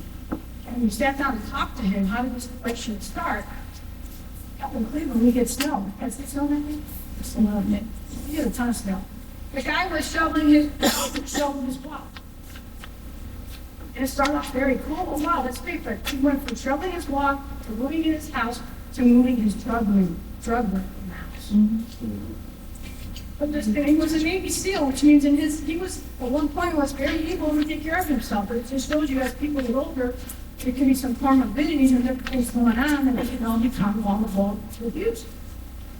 So when I got the call, I said to we don't have any money, we don't have 20%. And I asked the police officer, I said, you guys taking care of the bad guys? And he said, that's right. And then he said, so I'd like my older adult to be taken to get checked out for the ER. Because they found out later that they prevented him to go to his dialysis unit. Because they were no longer needing him. They were just after his resources. They had already gotten him to sign his house over, so that his funds over. But it was good because when we got there, we were able to do that. And when I had to take it to the hospital, this is the reality of it. It just doesn't have a magic wand. I can't have someone admitted unless they have medical necessity and all that other good stuff. In the old days, you can do a social admin. That's really old. You cannot do a social. Hospitals want to know how they're going to get paid. But I got lucky that the bad guy was stupid enough to not have him treated because I was able to, when they went to the ER, he was admitted. Then I got an evaluation and all the other good stuff that ACMIC likes to do. So we were able to help him and intervene and then reconnect him with his families. I know some people think APS, we only just put people in nursing homes, but that's not true. That's not true. So the other big thing that we did that's a big problem, this is what I thought the slide was, Senator Wilson knows that we need more money. He knows that APS doesn't have the money. So he was like trying to incentivize folks to act, and not aware of that county that actually accessed this. But what he created, this bill passed, the commission was very supportive of this bill, that's why it's up there, is that when somebody gets caught, and in addition to the penalties of what in the title that up to $50,000 fine will be added, that will be kept at the county to help fund their program. So what he's trying to do is, besides the state, can we generate some dollars for this program? I'm not aware, but I think his heart was in the right place, but I'm not sure how practical it is. What do most, let's have another one. What do most bad guys do with the money they steal? Do they keep it? No, they spend it. But sometimes they buy a boat or a house, and so you could collect it, but he's on the right path. He also cleaned up a little bit of the ATS law and mandatory reporting, because apparently I found out too, I learned about financial investors. There's different terms that we use and some are not codified. So that was cleaned up, so it's very clear what type of financial investors are mandatory reports. So Esther's law was another law that we got very much behind. And this was interesting. I know this time in my office, the healthcare fraud section was very concerned because they already were using branded cams when they were doing investigations in nursing homes and had busted people stealing possessions from our residents and other stuff. But they didn't want that. This law requires that the resident have a little sign on the top of their door that says there's a camera in here. Thought that would affect the investigation. So we actually advocated for the law, but we wanted to carve out. So when there's an active investigation, they wouldn't have to get that. But this is kind of cool because it allows us to get a true story. It's built on a son who was motivated by the abuse he saw his mom endure. So that's how the Esther's her name, but it's to try to help other families to see what's going on and have a camera. Now, I know there's a lot of good places out there, of course, as an APS person and mental abuse. I see a lot of bad things. Sometimes that's cute. But I do know that there are some really good facilities. They're not all bad. But it's really important if you do have someone in a loved one and visit them. Because the ones that end up most vulnerable are the ones that no one's visiting. And they're a little easier to manage. So, you brought up a law which I forgot to mention, but I'm going to mention. This one's another one that we've advocated for years. In Ohio, law, the ATS penalty for not reporting used to say that it was up to a fine of $500. But now it's perilous. So the mandatory reporting now have the same penalties for child abuse, and adult abuse have the same. It could be up to a 4th degree misdemeanor. Now, I don't think that's why. I don't think it's going to motivate most people not to make the call, but I do think most mandatory reporters make the call because they have a concern. So before I go to the next one, we do have a lot. So don't forget about hospitals, because my nose was in it. Sometimes when you're so close to something. But one of the things that recently passed was a legislation in Ohio, which is Bonnie referenced it, which is House Bill 23, which is going to require first responders and police officers to receive at least 2 hours of training on how to handle people with dementia. See that correct? And it's cool, but first we were all excited. Of course, most people do the work, 2 hours is probably enough to get them to know enough to recognize it and maybe ask for help. Like 2 hours, but it's a start. Because obviously I think understanding dementia is more than a 2-hour training. But I think it's a good start. But it's starting with the cadets. So it's in our office runs a pod and we run a training program. So the new cadets is going to be added to their curricula, so it'll be part of the learning The next step in that law legislation is to develop advanced training for existing police officers. And there's going to be an online portal for them. And of course, they can request someone like me to come to them and teach them. But it's exciting that it's happening. But this is your slide to show you how complex Ohio is. We do not have a one-stop shop. It's really, you have to know several things. You have to know how old the person is. You have to know if they have any vulnerabilities, whether they're physical or mental. You have to know if where they live. Are they in the community? Are they in a facility? And then you need to know who's the bad guy. Is it a family member? Is it a professional? Is it a stranger? Is it someone that's calling across the country? All those things can affect who has jurisdiction, which is how and why they created the Elder Justice Unit. So the Elder Justice Unit, what I like about this job is that I've been doing the director of this program since 2015. What I like about this job is that I have absolutely no jurisdiction. Okay? But that's also what I hate about this job. Because at the end of the day, if someone's not doing what they're supposed to do, I can try to persuade them, but at the end of the day, I can't make them listen to me. And that's the part I don't like. In most state offices, when you talk to local, most of the organizations provide oversight, most of the boots on the ground, because another phrase I learned after joining the office is Ohio's a home rule state. I don't know how many times I've gotten phone calls about a family member telling me the prosecutor was going before. So then I have to explain to her and him how I can undo that prosecutor's decision. But what she doesn't know is that I'm going to call that prosecutor to see if I can extend a little olive branch and maybe I can change their mind. One of the things I've learned in my job is that when a police officer tells a family member it's civil, they know they're going to leave. They know you're going to leave. And then they say, well, you go vote out to APS. So same family goes to APS, and APS says, that's criminal. What happens to that family? What happens? Well, just not. Tell me what happens. Nothing. But they're smart to call us. Because one of the things that we do is try to reconnect and get folks into the right situation. So the folks that are calling us, it's either a family member or a victim has been unsatisfied with the help they receive.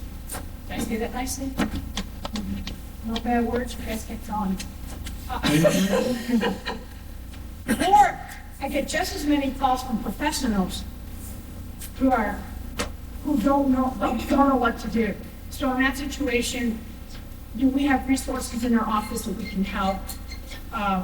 If it's like APS, sometimes they need help establishing a relationship with law enforcement. Sometimes a neutral person like myself or my team is just the Dr. Orton, because you're not part of the task force, you're not part of decisions that were made, or we've always done it this way. You can ask questions that they can't. So sometimes we can function as a liaison. So when we started the program, it was initially just to increase prosecution of these cases and holding bad guys accountable and improving services. What we found in this process is that the cases weren't coming forward because there was all this family members being afraid to come forward, being embarrassed, so they're not coming forward. You got law enforcement saying, well, this is civil. So it's like, okay, before we can get this, we still want to do that. But we have to really up our game up to do a lot of outreach and education, and it's anyone. We educate older adults, we educate law enforcement, anyone who will let them talk, we'll educate. We realize there's a whole lot of problems on this end to get over there.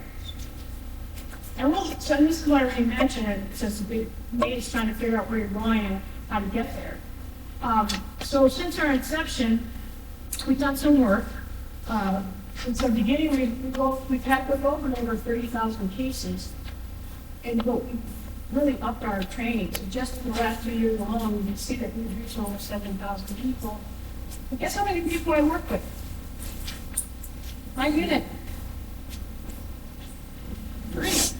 3 of us do a lot of training and also take care of the intake and the cases in the position.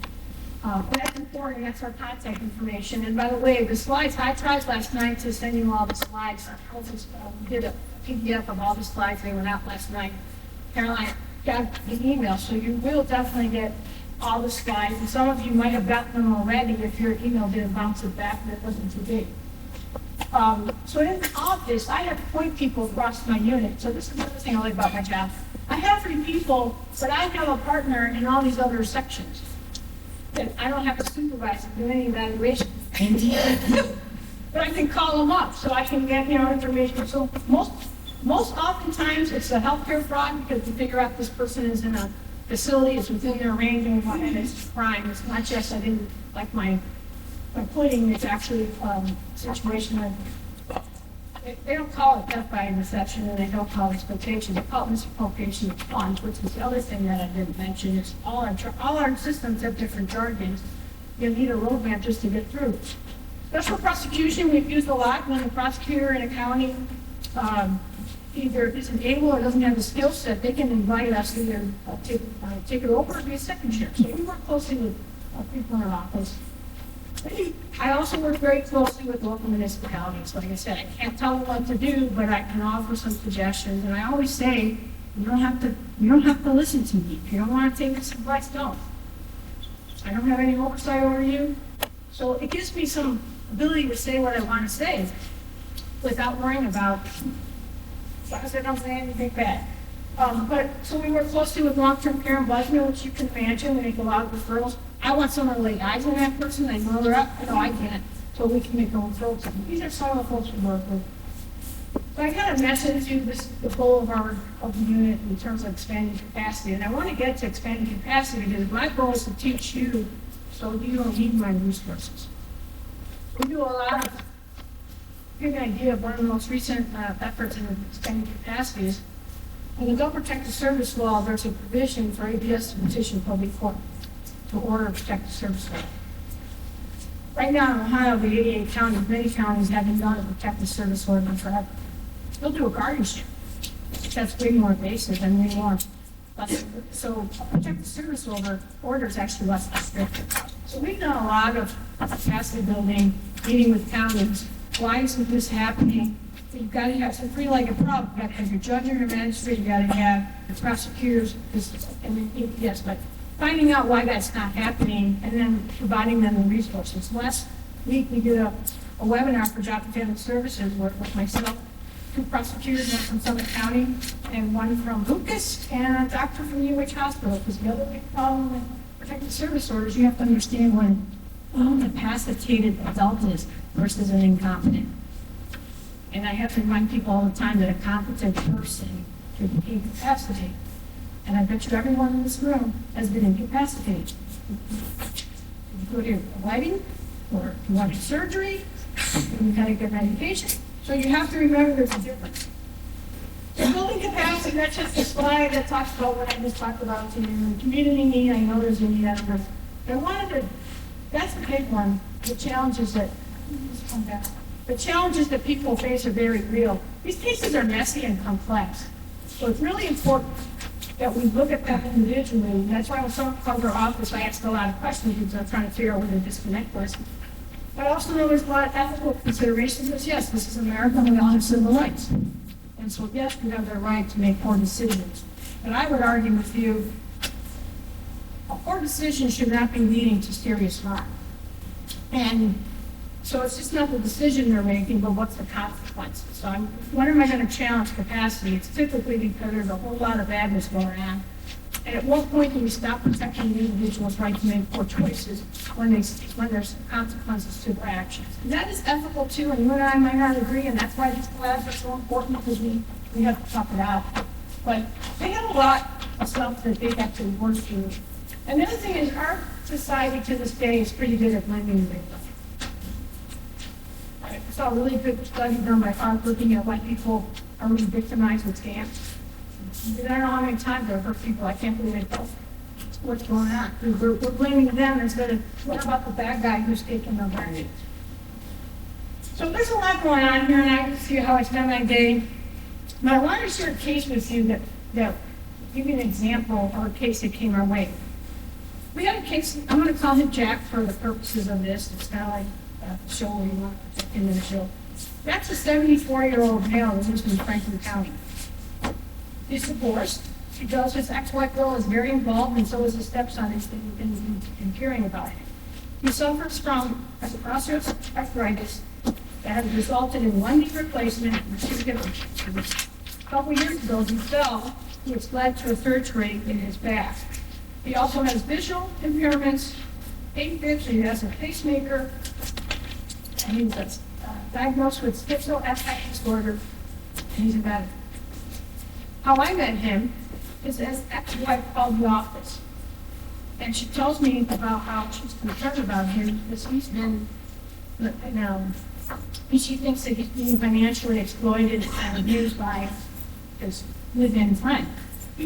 She's attempted to make police reports to the Madison Township PD. She's tried to get him facility committed. It didn't work. And then she called APS, and Adult Protective Services. It didn't work. So this is a typical case that they're calling us, okay, I got this problem, I'm seeing it. Apparently Jack didn't like to be alone. And he had some girlfriends. The last one latched on and was using him quite a bit.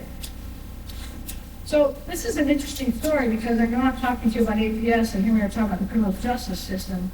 But in these cases that I'm seeing with older adults, they're more likely to come in contact with the criminal justice system because of self-harm or self-neglect or hoarding, and somehow they get involved with the criminal justice system. Less likely for them to actually be the offender, but it does happen.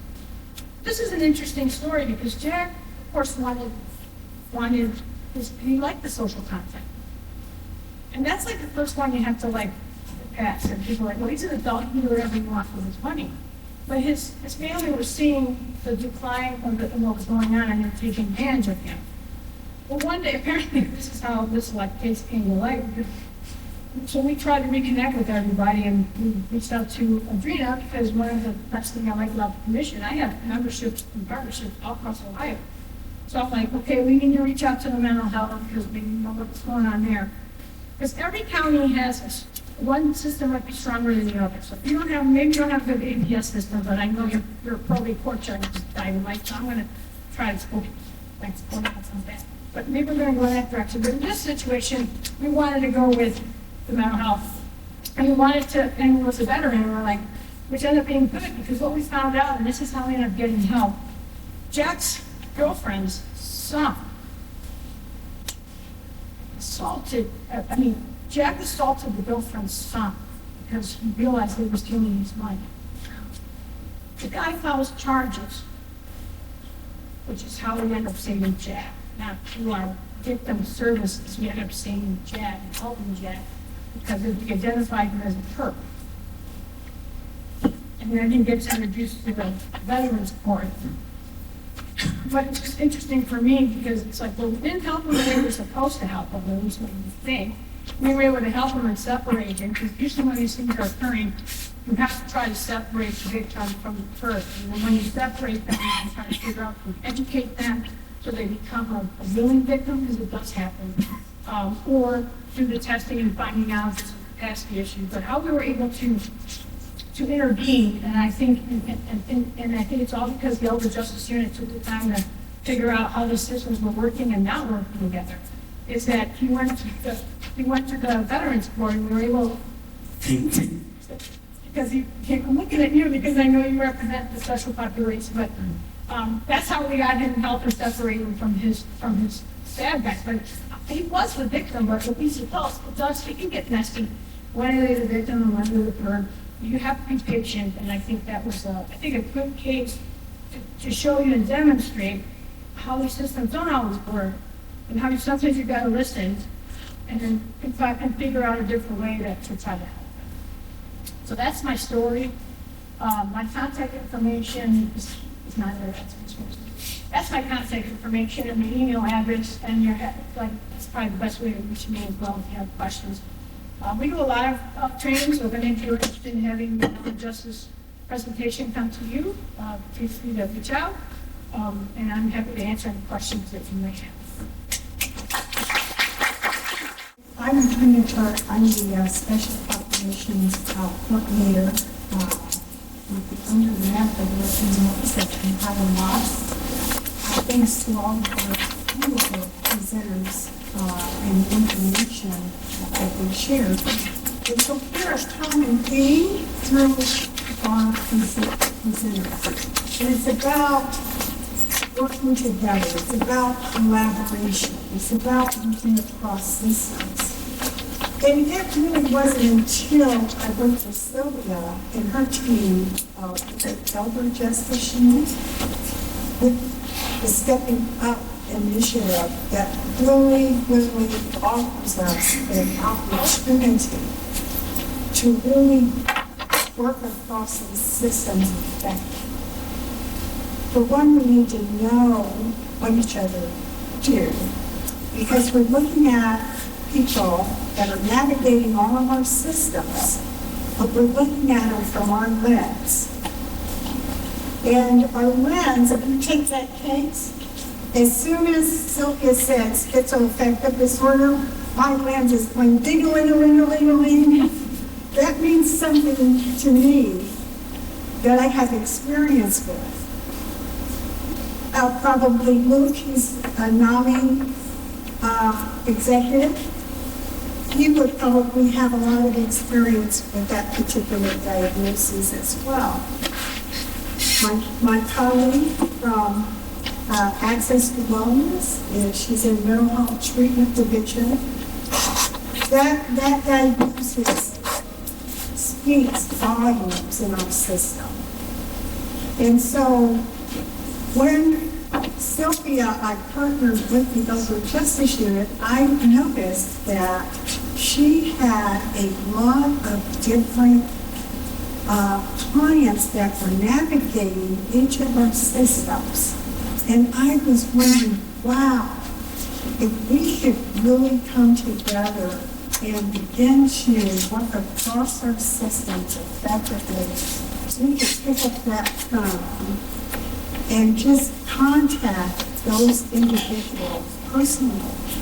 We know their names and numbers, and get some input into the case, because we can look at that person that's navigating their systems, and we can really intervene more effectively, as we could be able to staff it collectively.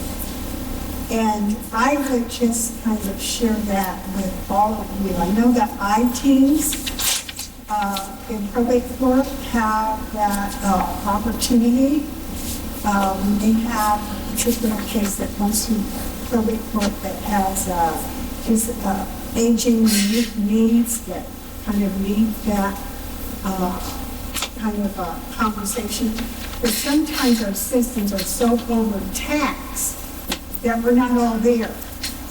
And so I would just challenge us just to begin to figure out a way how to learn each other's systems better, where we are kind of really more intentional about engaging one another and knowing how a person, kind of that process, that person travels through our system, and how we can really support each other with that particular client or concern.